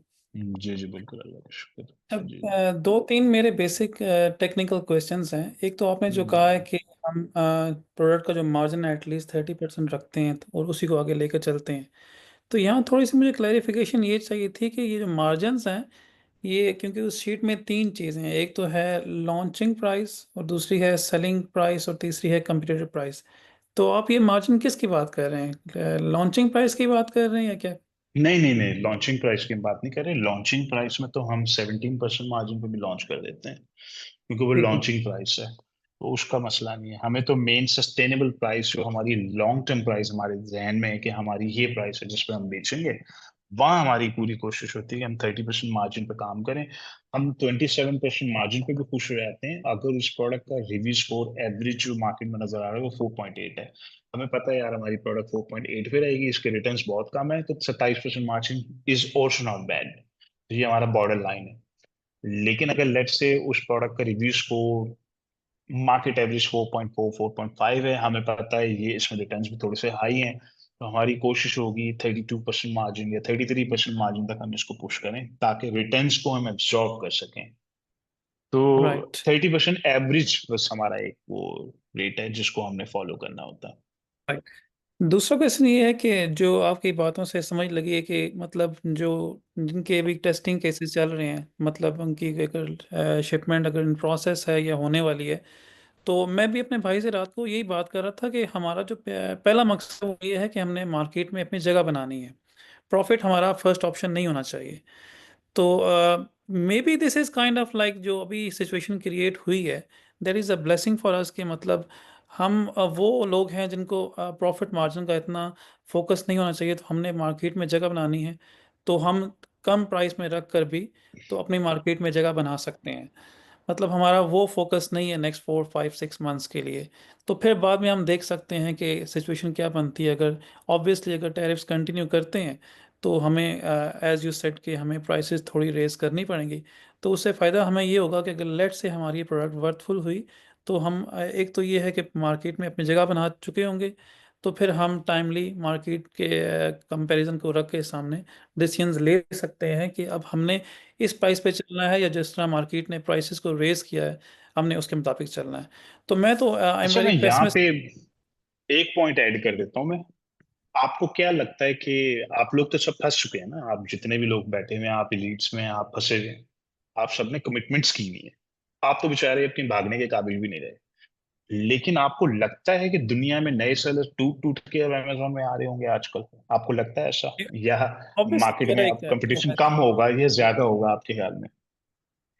ऑब्वियसली मेरे ख्याल में ज़रा हाँ कुछ लोग डिफरेंट तरीके से सोचते हैं, वो डिमोरलाइज भी होंगे इससे, हाँ, तो वो बिल्कुल। कम आएंगे। यानी कि बहुत से लोग हैं जो बिल्कुल आने ही नहीं चाहते, जो अमेजोन के बिजनेस में भी नहीं घुसेंगे अब डर के मारे कि यार ये तो बड़ा खतरनाक काम है, टैरिफ्स हो गए, ये हो गया, वो हो गया। उन्हें तो इन एंड आउट वर्किंग का भी नहीं मालूम। उनके लिए तो टैरिफ का नंबर ही बहुत बड़ा है कि जी बड़ा खतरनाक काम है, ये तो बहुत, ये बिजनेस करना ही नहीं, ई कॉमर्स का। तो which is a good thing for us कि अब हम लोग यस, खुल के बिजनेस करें, मार्केट में कंपटीशन पहले से कम मिलेगा। मतलब जिस तरह मैंने कहा कि टेस्ट केसेस में ज़रा हमारा फोकस प्रॉफिट नहीं जी बल्कि मार्केट जगह जी जी, बनाना है। तो I think this is a true. Best time for us कि हम मार्केट में उस वक्त में एंटर हो रहे हैं कि जब मार्केट में पैनिक है और जी everybody is thinking about profit, and we are not thinking about profit, we are thinking to sustain in the market तो एज। बिल्कुल सो ऐसे ही। ये था मतलब मुझे तो मतलब मैं अपने माइंड में यही था पहले भी कि अप्रोक्सीमेटली 8 to 12 मंथ्स लगेंगे, तो हमें एक पिक्चर क्लियर होने में, तो I don't have any kind of true. Issue. लेकिन आपका यहाँ पे आना और बर वक्त हमें रिस्पॉन्ड करना, I am very glad and I am very thankful to you also. Thank you. अच्छा जी, जी भट्टी साहब, मैंने अनम्यूट कर दिया आपको। अस्सलाम सनी भाई। जी वालेकुम सलाम। सनी भाई, मेरा शॉर्ट सा क्वेश्चन, ज़्यादा लंबा चौड़ा है नहीं।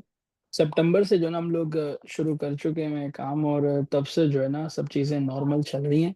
लेकिन अभी तक ये कि इन्वेंटरी यूएस पहुंची नहीं है, और अभी भी चीज़ें इन ट्रांजिट और इन प्रोसेस हैं। अब मुझे ये थोड़ा सा बता दीजिए कि अब 8 महीने जिस जर्नी को लेके चल रहे हैं, इवन तो आपने ये चीज़ें क्लैरिफाई कर दी हैं कि अभी आप सस्टेनेबिलिटी पे फोकस करो, अभी तो आप लॉन्च में हो, तो आप तो भी प्रॉफिटेबिलिटी, तो हर जो 8 महीने से बंदा चल रहा हो तो वो प्रॉफिटेबिलिटी सोच भी नहीं सकता ना, तो वो तो माइंड में आती नहीं है।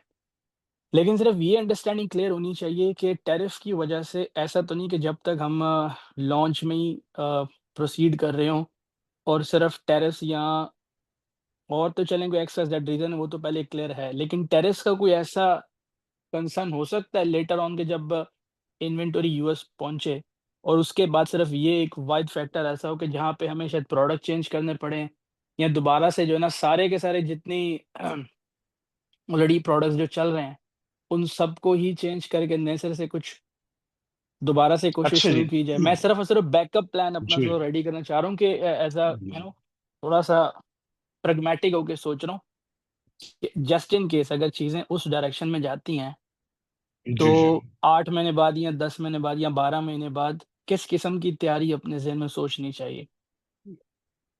अच्छा देखिए, लाइकली प्रोडक्ट तो नहीं चेंज होगी, लाइकली नहीं चेंज होगी, यानी कि टैरिफ पड़े ना पड़े, अगर वो प्रोडक्ट सस्टेनेबल है तो हमें उस प्रोडक्ट में काम करना ही करना, कुछ भी हो जाए। क्योंकि आपकी प्रोडक्ट लेट से सक्सेसफुल हो जाती है तो हमें उसका बड़ा ऑर्डर प्लेस करना है चाइना के साथ। बड़ा ऑर्डर प्लेस करते करते अभी कुछ महीने हैं हमारे पास, कुछ महीने बाद हम उस स्टेज पे पहुंचेंगे। अभी तो आपकी प्रोडक्ट लैंड होगी और सब फ्रीड फॉरवर्डर के साथ हमारी ऑलरेडी एक्स अमाउंट के ऊपर डील हुई हुई कि भाई हम आपको ये एक्स अमाउंट दे रहे हैं, आप हमें डीडीपी दे रहे हैं, आप हमसे ड्यूटी नहीं मांग सकते। ये अब आपका लॉस हो रहा है, अगर ड्यूटी आपको जेब से पे करनी, हम तो नहीं पे करेंगे, हमने तो आपसे डील की हुई डीडीपी की, आपने कॉन्ट्रैक्ट साइन किया हमारे साथ। तो अब यहाँ पे कुछ फीड फॉरवर्ड बिदकेंगे, चीखेंगे, चिल्लाएंगे, नहीं नहीं हमारे साथ ज्यादती हो गई, जुल्म हो गया, ये हम बोलेंगे भाई आपके साथ जुल्म हो गया, आपके साथ लॉस हुआ है, हम क्या कर सकते हैं, हम आपके लिए सॉरी फील करते हैं, लेकिन आपका बिजनेस है ना ये, आपने हमें डीडीपी दी है और हम मानते हैं कि आपके साथ जुल्म हुआ है, आपके साथ बुरा हुआ है, बीच में एकदम टैरिफ बढ़ गया।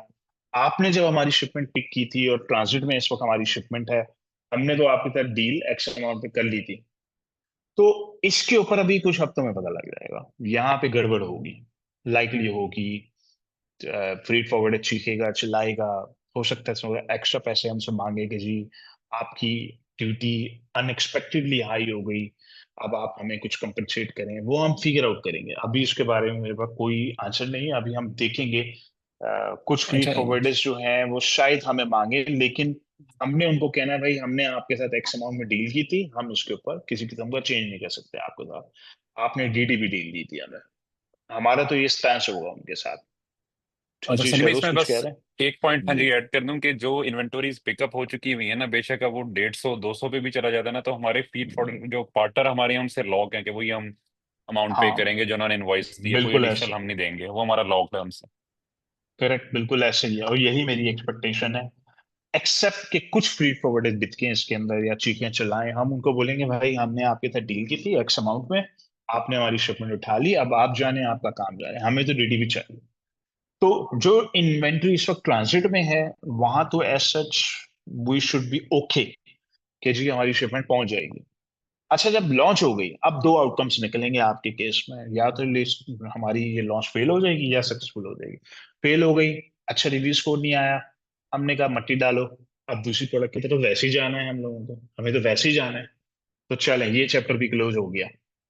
लेकिन अगर अब आपकी लॉन्च अच्छी निकली, सस्टेनेबल निकली, रिव्यू स्कोर स्टेबल है, पीपीसी स्टेबल है, पता लग रहा है हाँ ये सस्टेनेबल है, इसके ऊपर काम किया जा सकता है, तो अब हमें वही प्रोडक्ट चाहिए, हम आपकी प्रोडक्ट बदल नहीं सकते। हमें उसके 2000 यूनिट अब चाहिए होंगे, 2000 के हिसाब से हम सप्लाई के साथ निगोशिएट करेंगे, फिगर आउट करेंगे। इतनी देर में 90 डेज, 100 डेज, 120 डेज हो चुके होंगे, मार्केट में क्लैरिटी आ जाएगी, चाइना और अमेरिका की जो ट्रेड वॉर है उसकी क्लैरिटी आ जाएगी, डील की क्लैरिटी आ जाएगी, हमें पता लग जाएगा क्या करना है। और अगर वर्स्ट केस सिनेरियो ये हुआ है जी नहीं 145% है, चेंज नहीं हो रहा, फिर तो पूरी मार्केट की प्राइस ऊपर जा चुकी होगी ना, हम क्या चेंज करें, हम तो प्रोडक्ट चेंज नहीं करेंगे, हम तो उसी को लॉन्च करेंगे फिर। ये है आपके सवाल का आंसर।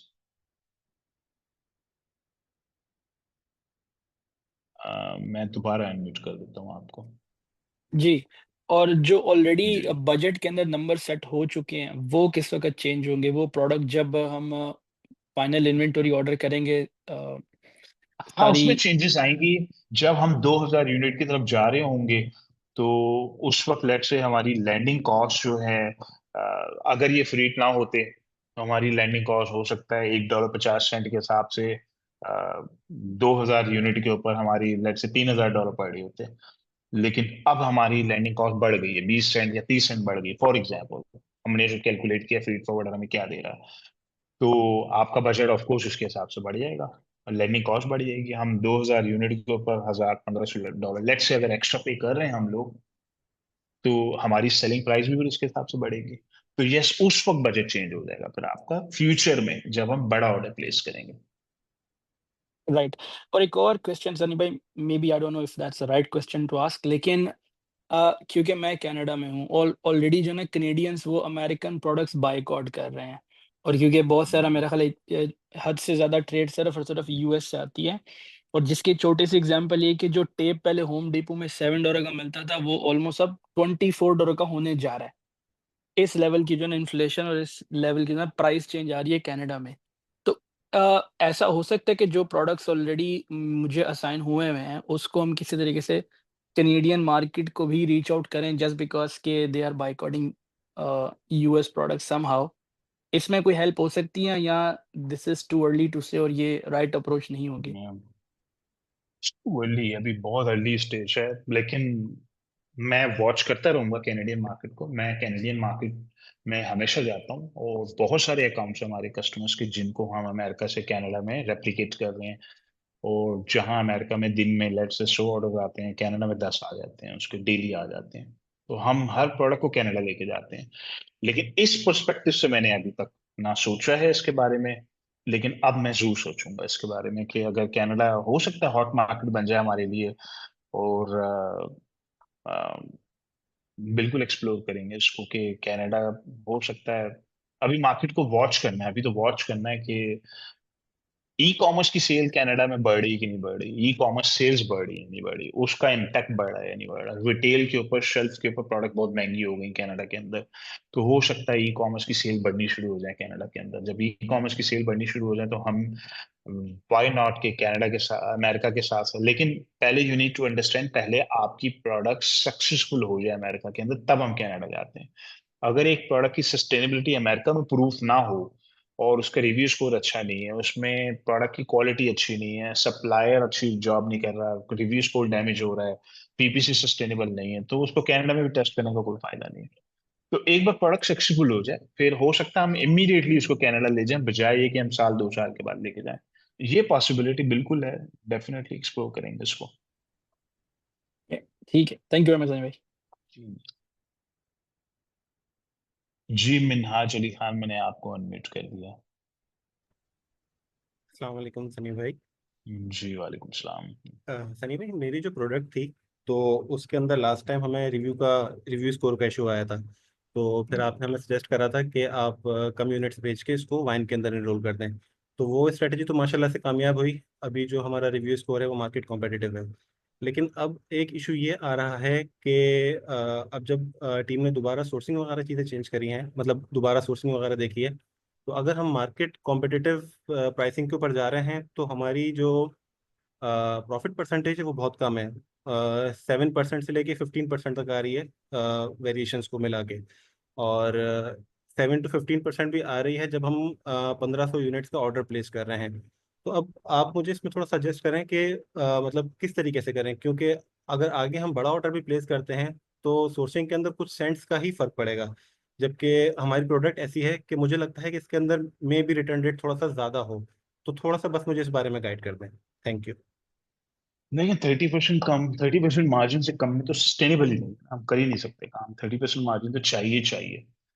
तो अ, हमें या तो सप्लायर बदलना पड़ेगा। अगर उस सप्लायर की प्राइस बढ़ गई है, हमें या वेट करना पड़ेगा कि मार्केट में प्राइस बढ़ जाए, या तो मार्केट की प्राइस बढ़ेगी तो हम फिर मार्केट के हिसाब से अपनी प्राइस को एडजस्ट कर लेंगे। अदरवाइज वर्स्ट केस सिनेरियो ये है कि हम कंपैरेटिव नहीं रहे, हम कंपैरेटिव प्राइस पे नहीं बेच सकते, हमें महंगी प्राइस पे बेचना पड़ रहा है, हम थोड़े से एक्सपेंसिव हो गए, हमारी वेलोसिटी बिल्कुल ड्रॉप हो जाएगी, फिर मजा नहीं आएगा सेल का, प्रॉफिट का, बिजनेस का मजा नहीं आएगा। $500,000 का शायद प्रॉफिट आ जाए महीने का। और फिर हम इतनी देर में सोर्सिंग पे लगे रहें, कोशिश करते रहें कि सोर्सिंग हमारी चेंज हो जाए। ग्राउंड सोर्सिंग को हम इंगेज करते हैं आमतौर पे, उसमें हम 10-15 सप्लायर्स के साथ एक साथ काम कर रहे होते हैं। अब आपके प्रोडक्ट में हमने सप्लाई चेंज किया, हमने दोबारा निगोशिएट किया, नया सप्लाई ढूंढा, और अब वो लेट से अगर एक्सपेंसिव हो गया, उसकी प्राइस बढ़ गई है, तो हमें अब इसको दोबारा रीवैल्यूएट करना पड़ेगा, टीम के साथ बैठ के नए सप्लायर्स के साथ काम करना होगा, नया सप्लायर दोबारा ढूंढना पड़ेगा। तो वो इवेल्युएट करना पड़ेगा, क्योंकि बहरहाल बॉटम लाइन में आपको बता देता हूँ, 7 to 15% को तो बिजनेस पॉसिबल ही नहीं, बिजनेस इज सस्टेनेबल नहीं, इम्पॉसिबल है ये बिजनेस, कर ही नहीं सकते। 7 to 10% नेट मार्जिन हमें मिल रहा हो तो सस्टेनेबल है, बुरा बिजनेस बुरा नहीं, ऑटोमेशन के ऊपर 7 to 10% आ रहा है, हेल्दी आ रहा है। लेकिन ग्रॉस मार्जिन तो 30 चाहिए चाहिए, कुछ भी हो जाए। तो इसके ऊपर काम करना होगा, दोबारा बैठना होगा, दोबारा सोर्सिंग करनी होगी, दोबारा इसके ऊपर काम करना होगा, ये होगा इसका। तो बहरहाल टीम के साथ बैठूंगा मैं आपके साथ, और आप भी होंगे, टीम भी होंगी, हम इसको दोबारा डिस्कस कर लेंगे कि क्या करें इसका।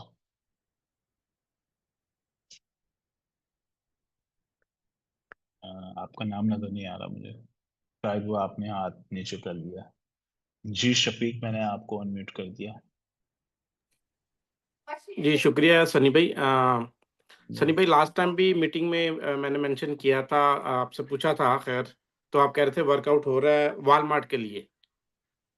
तो अभी भी यानी कि अगर जब मैं, क्योंकि मेरा वॉलमार्ट पे चल रहा है, बहुत से लोगों का भी चल रहा होगा, कि ओवरऑल देखा जाए तो अभी भी WFS करके भी 25-30% यानी कि ROI आ रहा है। तो अगर आप उस तरह, मैं कैलकुलेशन एक रफली करूं, अगर कि अगर मैं अमेज़न से लेके वॉलमार्ट पे बेच रहा हूं, तो फिर भी मैं 30% गेन कर रहा हूं। तो अगर हम अपने ही प्रोडक्ट को अगर हम वॉलमार्ट पे भी साथ शिफ्ट करें, तो क्या हमारा प्रॉफिट शेयरिंग जो है वो बढ़ नहीं जाएगा? और क्या फ्यूचर में हमें वॉलमार्ट पे हमें क्या, यानी कि उसमें आप क्या समझते हैं क्या? देखिए, वॉलमार्ट पे तो हम काम कर रहे हैं, लेकिन जो एस्टेब्लिश्ड अकाउंट्स हैं सिर्फ उनके लिए, जो ब्रांड न्यू है उनको तो मैं अभी वॉलमार्ट की तरफ नहीं लेके जा रहा, जो एस्टेब्लिश्ड है उनको मैं लेके जा रहा हूँ। तो वॉलमार्ट पे काम हो रहा है, लेकिन कुछ अकाउंट्स या कुछ प्रोडक्ट्स ऐसी होती हैं जो कंपेटिटिव हैं, ब्रांड न्यू हैं, as long as product sustainable है। अगर आप कहते हैं सनी भाई मेरी प्रोडक्ट सस्टेनेबल हो गई, इसको प्लीज वॉलमार्ट में भी ले जाएं, वॉलमार्ट में ले जाएंगे, ले जाना मसला नहीं। वॉलमार्ट पे ऑलरेडी टीम काम कर रही है, टिकटॉक पे काम कर रही है, वॉलमार्ट पे काम कर रही है, दोनों पे काम कर रहे हैं हम लोग। तो सही। हम उसकी वाइबिलिटी देख लेंगे, अगर नजर आएगी तो। बस एक बात आपको बता दूं, जहां अमेजोन पे अगर लेट से आपके 30 ऑर्डर्स पर डे आ रहे हैं, एक ब्रांड न्यू लॉन्च है, 30-40 ऑर्डर दिन के आ रहे हैं उसके ऊपर, वॉलमार्ट पे आ जाएंगे 4-5 ऑर्डर आएंगे उसके, इससे ज्यादा नहीं आएंगे। तो हमें ये भी देखना होता है कि भाई ये सस्टेनेबल भी होगा, पीछे से निकाल के 4 पैसे आपको बचेंगे या नहीं बचेंगे। लेकिन जिन अकाउंट्स पे डेली के 100 ऑर्डर आ रहे होते हैं, वहां पे 10-11 ऑर्डर्स अगर वॉलमार्ट पे आ जाए, 4 पैसे बन गए, फीस भी निकल आई, नेट प्रॉफिट भी आ गया, तो वहाँ वाइबिलिटी ज्यादा होती है। तो ब्रांड न्यू लॉन्चेस में वाइबिलिटी कम हो जाती है, यानी कि वॉलमार्ट फाइनेंशियली सस्टेनेबल नहीं रहता, जिसकी वजह से ब्रांड न्यू अकाउंट्स को हम वॉलमार्ट पे नहीं लेके जाते। हम जो अकाउंट्स अमेजोन में स्टेब्लिश हो जाते हैं उन्हें वॉलमार्ट पे लेके जाते हैं, लेकिन देख लेंगे, केस टू केस हम स्टडी कर सकते हैं, वो मसला नहीं। सही है, ठीक है। क्योंकि मैं, ज़ाहिर है, आप जब अपनी एक प्रोडक्ट होती है, तो आप वॉच तो करते हैं कि अभी दूसरी मार्केट में ये कैसा चल रहा है या क्या है। तो जब वहाँ जी पे जी। मैं देखता हूँ अपनी प्रोडक्ट को, तो वो काफ़ी हाई प्राइस में वहाँ पे बिक रही है। वहाँ पे भी एक एडवर्टाइज़मेंट का फैक्टर है, जो कि भी आप एड रन करके आप सेल लेते हैं।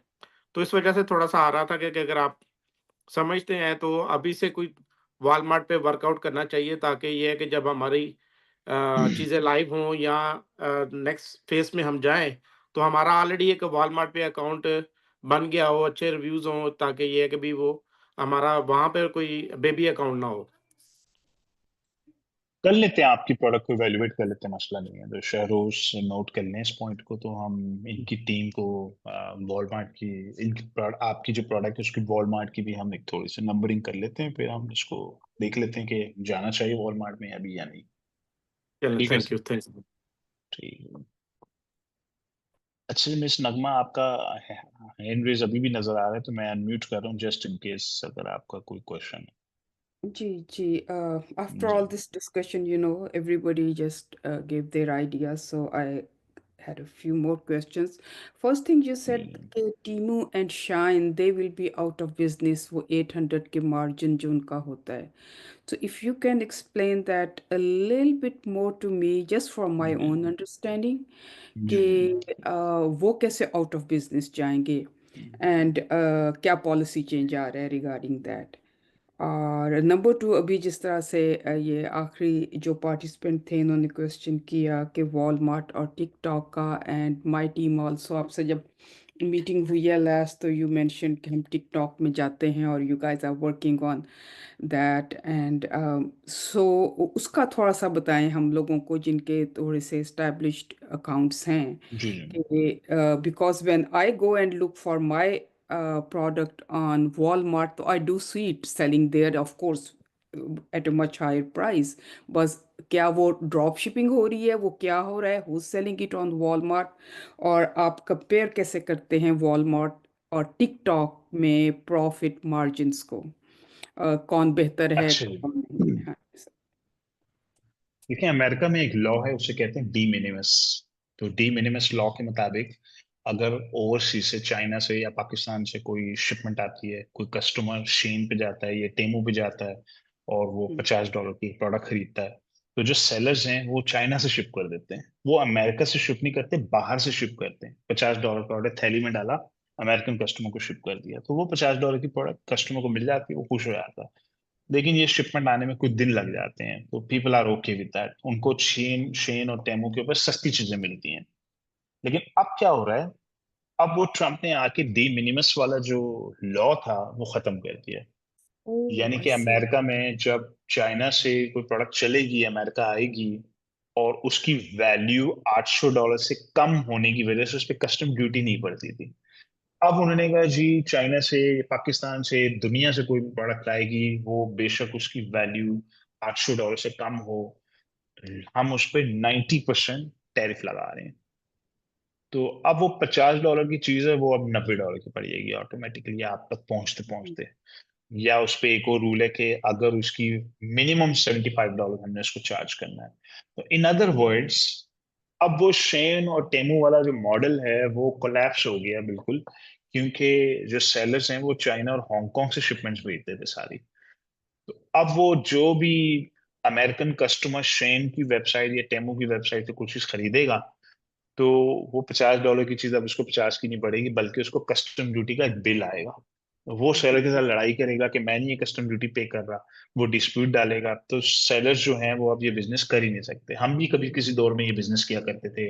हम भी मलेशिया से शिपमेंट्स अमेरिका भेजते थे, कस्टमर्स को फ्री ऑफ कॉस्ट मिल जाती थी, कोई कस्टम ड्यूटी नहीं पड़ती थी उसके ऊपर, एज इट इज डिलीवर्ड हो जाती थी। हमने भी बड़ा फायदा उठाया इस मॉडल का। लेकिन ये मैं बात बता रहा हूँ 10 साल पुरानी। तो फिर हमने अपने आप को अमेजोन फिर FBA की तरफ शिफ्ट करना शुरू कर दिया। तो वो मॉडल अब नहीं चलेगा। ये तो हो गया शेन और टेमू वाला मसला। अब आ जाइए आपका नेक्स्ट क्वेश्चन कि वॉलमार्ट की सस्टेनेबिलिटी। आपकी प्रोडक्ट ऑलरेडी स्टैब्लिश्ड है, आपका अकाउंट भी स्टैब्लिश्ड है अमेजोन के ऊपर, आपकी प्रोडक्ट स्टैब्लिश्ड है, तो आपकी प्रोडक्ट एक अच्छी कैंडिडेट है वॉलमार्ट के लिए इंडीड। तो हम आपकी प्रोडक्ट को वॉलमार्ट के लिए इवेल्युएट करके, बल्कि इवेल्युएट करने की जरूरत नहीं, उसको सिर्फ लिस्ट करना, क्योंकि आपका अकाउंट ऑलरेडी स्टैब्लिश्ड है, सेल अच्छी हो रही है अमेजोन के ऊपर। हमें इसमें वॉलमार्ट जाना ही चाहिए, जाना ही जाना है, वाजिब है आपके अकाउंट के लिए। हमें हर सूरत में वॉलमार्ट की तरफ जाना चाहिए, नो क्वेश्चंस। तो शहरोज ये वाला पॉइंट भी प्लीज नोट कर लें, तो इनके अकाउंट को वॉलमार्ट की तरफ लेके जाना है। अच्छा, अब आ जाइए टिकटॉक के ऊपर। टिकटॉक अभी होल्ड करना है, टिकटॉक अमेरिका में होल्ड करना है। उसकी वजह टिकटॉक का फ्यूचर का ही नहीं पता हम लोगों को कि क्या होने जा रहा है टिकटॉक के साथ। तो हम जो टिकटॉक में काम करेंगे वो मलेशिया है। मलेशिया टिकटॉक, यूके टिकटॉक, दो टिकटॉक हैं जिनके ऊपर हम एक्टिवली इस वक्त काम कर रहे हैं, एक्टिवली टिकटॉक के ऊपर बेच रहे हैं और काफी कुछ बेच रहे हैं। मलेशिया में बेच रहे हैं और यूके में बहुत ज्यादा स्टेब्लिश तो नहीं किया, अभी अभी स्टार्ट हो रहे हैं काम, यूके में स्टार्ट हो रहा है, लेकिन मलेशिया में स्टेब्लिश्ड है और बेच रहे हैं एक्टिवली, यानी कि हम सेल कहते हैं मलेशिया के अंदर। लेकिन यूएस में आपका यूएस वाला अकाउंट है तो हमें टिकटॉक को फिलहाल होल्ड पे लगाना है, वो हम बाद में एक्सप्लोर कर लेंगे उसको 1-2 महीने के बाद। Thank you. Yeah, I mean, because TikTok भी चाइनीज होने की वजह से you never know, although Trump ji ने जी बिल्कुल। TikTok फौरन आते जी साथ जी ही को वापस एक्टिवेट किया, बट अगेन बिकॉज चाइना है दरमियान में, सो वी डोंट नो। ठीक है, जी thank you very much. So इंशाल्लाह will work on Walmart too, ये जी टीम से जब मीटिंग होती है। जी। Thank you. अच्छा, आपके ऑस्ट्रेलियन मार्केट जो है वो इतनी टाइनी है कि मैं उसको बिल्कुल कंसिडर नहीं कर सकता। टोटल $2 बिलियन की मार्केट है। तो आप ये समझ लें, जहां अमेरिका में आपके 100 ऑर्डर आ रहे हैं किसी एक प्रोडक्ट के ऊपर, वहां पे चाइना ऑस्ट्रेलिया में उसी प्रोडक्ट के 1 या 2 ऑर्डर आएंगे दिन के, आप दिन के। तो अब वो 1-2 ऑर्डर्स के लिए कोई वाइबिलिटी नहीं बनती, कुछ सेंस नहीं बनती। अच्छा, ऑस्ट्रेलिया में हाई वॉल्यूम नीश के अंदर अगर घुसेंगे तब कहीं जाके आएंगे 10, 15, 20, 25 ऑर्डर एक दिन में आ जाएंगे एक प्रोडक्ट को। एक्सट्रीमली हाई वॉल्यूम, ब्यूटी हो गई, अ, आपकी ब्यूटी की नीश हो गई, इलेक्ट्रॉनिक्स की नीश हो गई, आप इलेक्ट्रॉनिक्स के अंदर कोई इलेक्ट्रॉनिक्स प्रोडक्ट बेच रहे हैं, उसके 10, 15, 20, 25 ऑर्डर आ जाएंगे दिन के, उनमें हम हाथ नहीं डालना चाहते। तो Australia is not something we want to explore. UAE भी बहुत छोटा है, यूएई में इतना गंद हो गया, इतना गंद हो गया, इतना गंद हो गया कि मैं आपको क्या बताऊं। लोग एक दूसरे को मार रहे हैं, अंडर कटिंग कर रहे हैं, प्राइस कम कर रहे हैं। टोटल $2 बिलियन की मार्केट है और पूरे पाकिस्तान को मैंने चढ़ा दिया यूएई के अंदर आज से 5 साल पहले। तो वो पूरा पाकिस्तान ही अब यूएई के अंदर चल चुका है, तो यूएई मार्केट में जूस ही नहीं बचा, यानी कि मार्केट इतनी सैचुरेट हो गई वहां की। तो वो मार्केट जो है मैं बिल्कुल उसको भी कंसिडर नहीं करूंगा। बस मैंने आपको क्लियर बता दिया, इस वक्त 2 मार्केटें हैं, एक यूके है, एक यूएस है, जिनमें जूस भी है, वॉल्यूम भी है। बस ये कि जर्नी थोड़ा पेनफुल है, जर्नी लंबा है। 6 महीने की हमारा टारगेट होता है, 6 महीने के अंदर हमने ये काम करना है, लेकिन कभी 7 महीने भी हो जाते हैं, कभी 8 महीने भी हो जाते हैं, अप्स एंड डाउन भी आ जाते हैं। चैलेंजिंग है, पेनफुल जर्नी, आसान नहीं है। लेकिन इसलिए ये मॉडल बनाने का मकसद ये था कि भाई आप जॉब करें, भाई जॉब करें जाके, आप बिजनेस करें, मैं बिजनेस करें, हमें अपना काम करने दें। हम 6 महीने लेंगे, 7 ले लेंगे, 8 ले लेंगे, लेकिन हो जाएगा। एक एक टीम लगी हुई है, आपने आउटसोर्स कर दिया है, वो टीम लगी हुई है, अपना काम किए जा रही, किए जा रही, किए जा रही है, और वो एक प्रोडक्ट डालेगी, किस्मत अच्छी होगी, सक्सेसफुल हो गई, नहीं हुई, चलो आओ दूसरी प्रोडक्ट पे काम करते हैं। लेकिन ये कि आपकी जिंदगी के जो साल हैं, जो मेहनत है, वो आप अपनी जॉब पे लगाएं, बिजनेस पे लगाएं। आपने टीम के घंटे खरीद रहे हैं, आपने एक एक्सट्रीम कॉमर्स के घंटे खरीद लिए, सिस्टम के घंटे खरीद लिए। सिस्टम लगा हुआ है, लगा हुआ है, लगा हुआ है, 1.5 साल 2 साल में 3-4 प्रोडक्ट ट्राई करेंगे, एक आध अच्छी निकल आएगी, उसको हम ग्रो करना शुरू कर देंगे, और 4-5 साल में फूल के बाकी बड़ी प्रोडक्ट हो जाएगी। अमेरिकन मार्केट में इतना जूस है, इतनी जबरदस्त मार्केट है ये। डिफिकल्ट है लेकिन जबरदस्त है। यूके भी बहुत अच्छी मार्केट है, बस ये कि एंट्री बैरियर है। यूके बेस्ड अगर कोई आपका पार्टनर है फिर तो कोई मसला नहीं। फिर तो बिल्कुल आप यूके में काम करें, और बहुत अच्छी मार्केट है। उसके बाद अगर कोई मार्केट, जापान बहुत बड़ी मार्केट है, लेकिन हमारे बस की बात नहीं है। जब तक जापानीज स्पीकिंग जापानीज टीम ना हो, मैं तो उस मार्केट में हाथ नहीं डालना चाहता। जर्मनी, यस, बिल्कुल डूएबल है, बिल्कुल काम किया जा सकता है जर्मनी मार्केट में, लेकिन मेरी लॉजिक ये है कि यूके में अगर प्रोडक्ट अच्छी चल रही है तो अब हम उसको जर्मनी, जिस तरह अब अदील का अकाउंट है यहाँ पे, यूके में स्टैब्लिश हो गया है, अच्छी जा रही है, अब हम उसको जर्मनी लेके जा रहे हैं उस प्रोडक्ट को, और जर्मन वैट और जर्मन प्रोसेस से गुजरेंगे, फिर हम उसको फ्रांस में लेके जाएंगे। तो फिर वो मार्केट्स में समझता हूँ नेक्स्ट लेवल की होनी चाहिए। जी गजाला, मैंने आपको अनम्यूट कर दिया। जी, अस्सलाम वालेकुम सनी भाई। बहुत जी बहुत वालेकुम शुक्रिया सलाम। कि आप ये सेशन दे रहे हैं, तो इससे काफ़ी चीज़ें क्लियर भी हुई हैं। जस्ट मैं एक और पॉइंट ऐड करना चाह रही थी कि रिसेशन जो टाइम है ना, वो बिजनेस ओनर्स के लिए बहुत अच्छा होता है, क्योंकि कंपटीशन कम हो जाता है नए लोगों के आने के लिए, और वहाँ पर आपका सर्वाइवल, जिन लोगों के पास पैसा है इन्वेस्ट करने के लिए, they are lucky one that time. तो इसलिए मेरा ख्याल जो सारे ऑलरेडी एब्सोल्युटली, इन हैं, they are good, I think so. Absolutely, बिल्कुल ऐसे ही, बिल्कुल ऐसे ही। That's it. That's the only thing. Thank you. Thank you, बहुत शुक्रिया। यूएई की मार्केट तो जी मैंने इसका जवाब दे दिया है।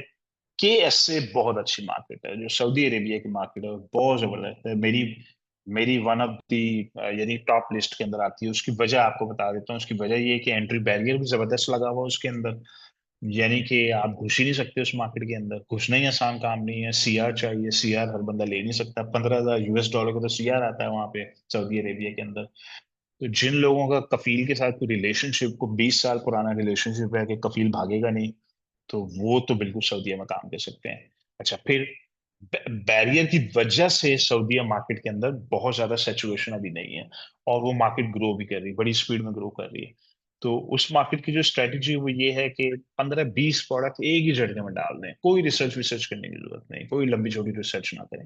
अमेरिका में जितनी 3 महीने हम लोग रिसर्च पे लगा देते हैं, डॉक्यूमेंटेशन पे लगा देते हैं, PDB शीटों पे लगा देते हैं, पूरा डाटा इकट्ठा करके दुनिया जहां का वैल्यूएशन पे लगा देते हैं, जितनी रिसर्च हमें अमेरिका में करनी पड़ती है, उसकी वजह यह है कि यानी एरर का मार्जिन जो है ना वो इतना छोटा है हम लोगों के पास।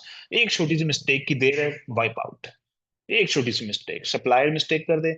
मैं इसमें सेमिनार्स में ओपन ये बात बोलता हूँ, लाउडली और ब्लंटली ये बात कहता हूँ कि चाइनीज सप्लायर मिस्टेक करेगा, Amazon मिस्टेक करेगा, हमारा एम्प्लॉय मिस्टेक करेगा, प्राइस आप पे करेंगे उसकी। भाई बिजनेस ओनर तो आप है ना, पैसा तो आपका लगा हुआ, लॉस आपका ही होना है इसके अंदर। तो आपने इसको सब्र से बर्दाश्त करना है, इस चीज को समझना है। डिस्क्लेमर में 50,000 बार दे चुका हूँ ये वाला डिस्क्लेमर। चाइनीज सप्लायर मिस्टेक करेगा, आप उसका कुछ नहीं बिगाड़ सकते।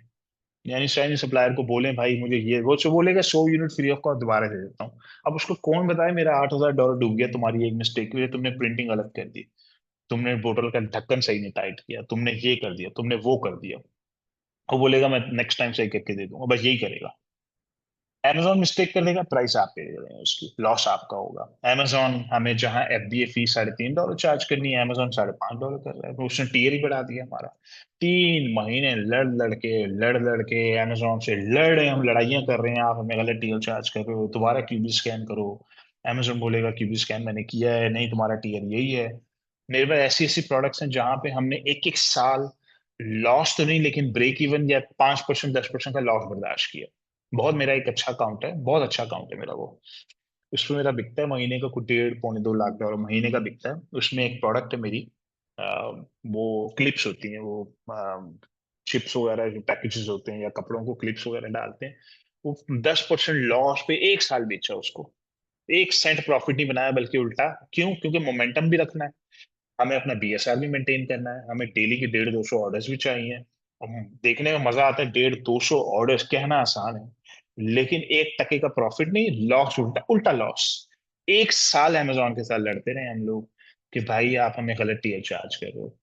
तो Amazon बार बार QB स्कैन की हमें बना के भेज देता था कि नहीं मैं तो सही टीयर चार्ज कर रहा हूँ। तो हमने फिर उसके अंदर चेंजेस की, एक आध पुर्जा निकाला, उसकी कॉम्पैक्ट कर दिया और भी कॉम्पैक्ट कर दिया। अच्छा, एक एक चेंज करने के बाद 3-3 6-6 महीने इंतजार करना पड़ता है हम लोगों को। उसकी वजह ये है कि बिजनेस की नेचर ही यही है।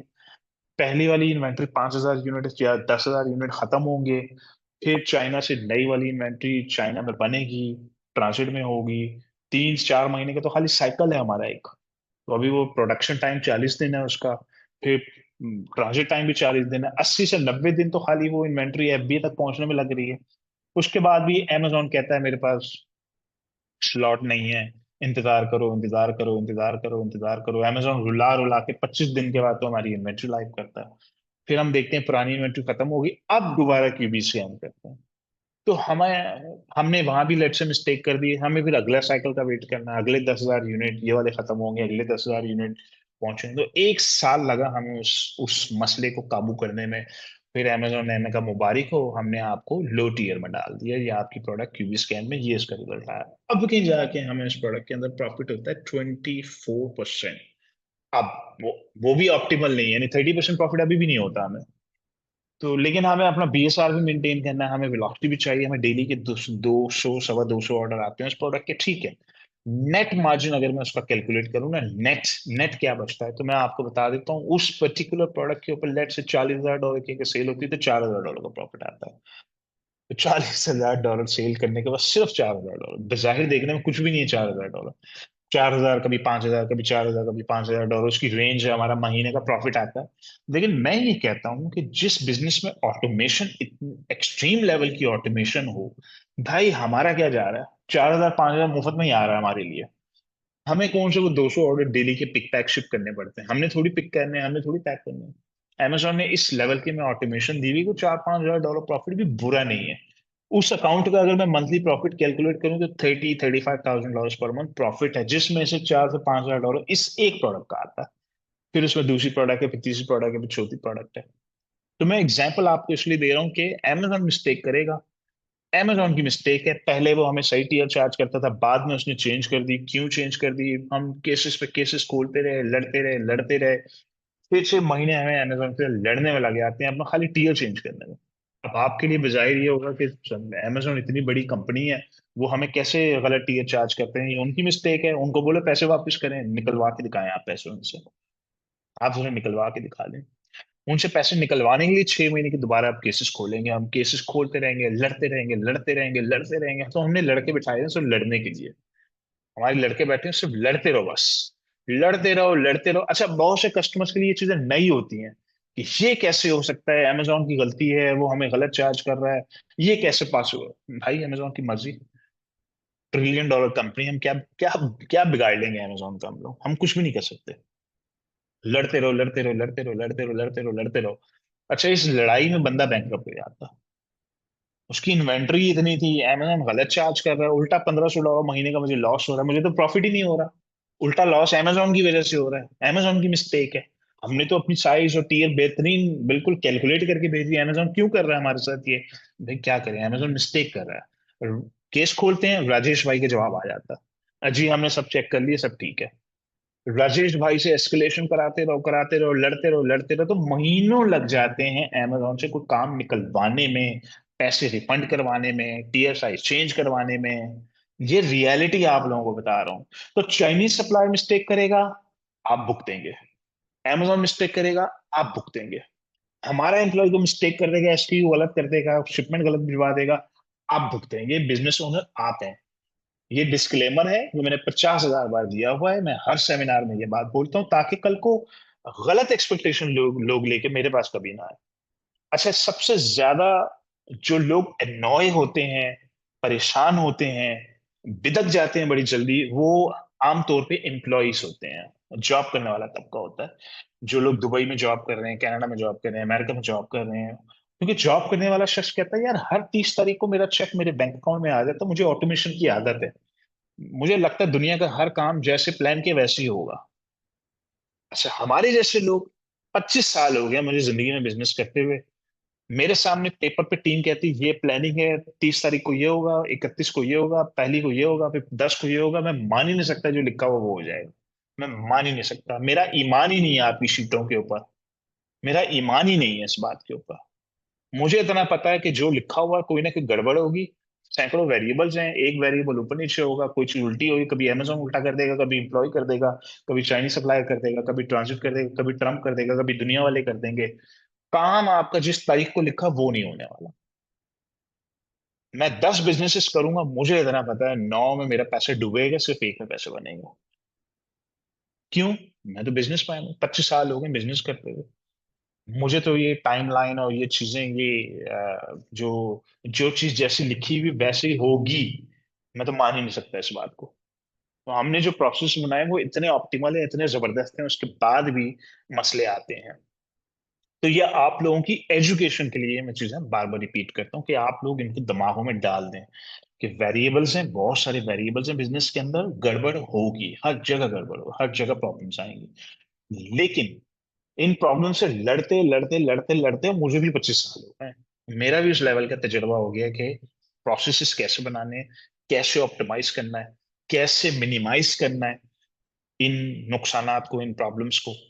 तो जब मैं आपसे कहता हूँ ना 6 महीने में ये एक लॉन्च हमारा टारगेट है, तो प्लीज बिल्कुल एज्यूम ना किया करें जब 6 महीने बोल दिया है 6 महीने में हो जाएगा। इम्पॉसिबल। 5 महीने में भी हो जाता है, 6 में भी हो जाता है, 7 में भी हो जाता है, 8 में भी हो जाता है। वेरिएबल्स हैं, वेरिएबल्स हैं। बहुत सारी लॉन्चेस ने 4-4 5 महीने में हो जाती हैं। क्यों? रिजेक्शन नहीं आती। चाइना से पहला सैंपल आया, पहला ही सैंपल पसंद आ गया हम लोगों को। चाइना से सैंपल मंगवाया और जबरदस्त मजा आ गया। पहले ही सप्लायर अच्छा निकला है, पहले ही सैंपल अच्छा निकला है। हमें 10 सैंपल्स मंगवाने नहीं पड़े, हमें चेंजेस नहीं करवानी पड़ी, हमें प्रोडक्ट ड्रॉप नहीं करनी पड़ी, सोर्सिंग भी हो गई। तो 4 महीने में भी हो जाती है लॉन्चेस, 5 महीने में भी हो जाती है, 6 में भी होती है, 7 में भी होती है, 8 में भी होती है। Get use to it please, this is business, this is not job. ये आप लोग बिजनेस कर रहे हैं। बिजनेस में वेरिएबल्स होते हैं, जॉब में वेरिएबल नहीं होता। 30 तारीख को तनख्वाह गारंटेड है, आनी है आपकी। तो जॉब करने वाले शख्स एज्यूम करते हैं जो बोला वैसे ही होगा, ऐसा इम्पॉसिबल है। There are variables, you need to get use to it. तो ये जो अभी सिचुएशन हो रही है ना, जो टैरिफ वाली आ रही है, मेरे लिए कोई लंबी चौड़ी मेरे लिए मसले नहीं है। मैं आदी हूँ इन चीजों का, मैं पुराना आदी हूँ। 25 साल से मैं आदी हूँ इन चीजों का। आ गया मसला, आ गया, चलो हम इसको फिगर आउट कर लेंगे, हम सोल्यूशन निकाल लेंगे, हम जुगाड़ निकाल लेंगे, हम ऐसे कर लेंगे, काम ऐसे नहीं करेंगे, ऐसे कर लेंगे। तो इन अदर वर्ड्स, सब हैंडल कर लेंगे, डोंट वरी टू मच। ये सारी चीजें, सारे मसले जो हैं, ये कोई बड़ी रॉकेट साइंस नहीं है, ये हैंडल हो जाएंगे। ठीक है जी। तो बहुत शुक्रिया आप लोगों का, थैंक यू सो मच। बल्कि एक सवाल आ गया नवीद काशिफ, मैं अनम्यूट कर ही लेता हूँ, तो इसके बाद हम इसको एंड करते हैं। जी नवीद, आपको अनम्यूट की रिक्वेस्ट भेज दिए, तो आप उसको एक्सेप्ट कर लें। जी थैंक यू वेरी मच। जी जी। मेरा क्वेश्चन था वो इससे रिलेटेड नहीं था, लेकिन पिछली जो मीटिंग थी उसमें आपने कहा था कि कोई अकाउंटेंट का अरेंज करेंगे एलीट मेंबर्स के लिए यूएस से। ये आ, हो गया, हो गया। वो हो भी क्या, आप अपनी टीम को बोल दें कि भाई मेरा अकाउंट टैक्स रिटर्न, क्योंकि मैंने शहरोज ने मुझे बताया बहुत सारे लोग ये चाहते हैं कि हम अपने टैक्स रिटर्न खुद करेंगे, तो वो खुद कर लें, कोई मसला नहीं है। ये जो अकाउंटेंट हैं ये डेलिस बेस्ड हैं, मैं तो इनसे बहुत सेटिस्फाइड हूँ। और बहुत अच्छी सर्विस है इनकी। और मेरा ख्याल है कि बहुत ज़्यादा एक्सपेंसिव भी नहीं है। मैंने इनसे रिक्वेस्ट की थी कि देखिए हमारे पास बहुत सारे कस्टमर्स हैं, हमें आप अच्छी डील दे दें। तो उन्होंने हमें काफी अच्छी डील भी दी हुई है। तो आप बिल्कुल टीम को बोलें, वो आपके टैक्स रिटर्न के लिए डॉक्यूमेंट जमा कर लेंगे और उनके साथ सबमिट कर देंगे उनको। ठीक है, थैंक यू वेरी मच।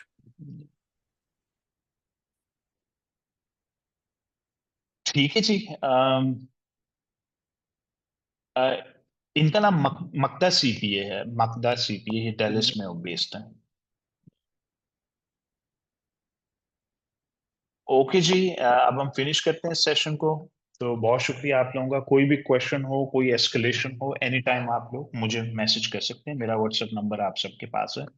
तो कोई भी इशू हो आप लोग मुझे एस्केलेट कर दें, अगर कभी जरूरत पड़ जाए। शेरोज इज देयर, शेरोज के साथ, टीम के साथ तो आप लोगों की वैसी कम्युनिकेशन होती है। तो जस्ट इन केस अगर कोई क्वेश्चन हो तो आप लोग मुझे भी डायरेक्ट अप्रोच कर सकते हैं। ओके जी, हम लोग फिनिश करते हैं सेशन को। बहुत शुक्रिया आप लोगों का, थैंक यू, अल्लाह हाफिज। जी मैं आप अल्लाह सबको हाफिज। जी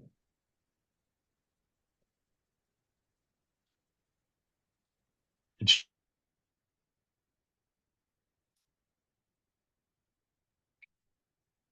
ओके जी, अल्लाह हाफिज।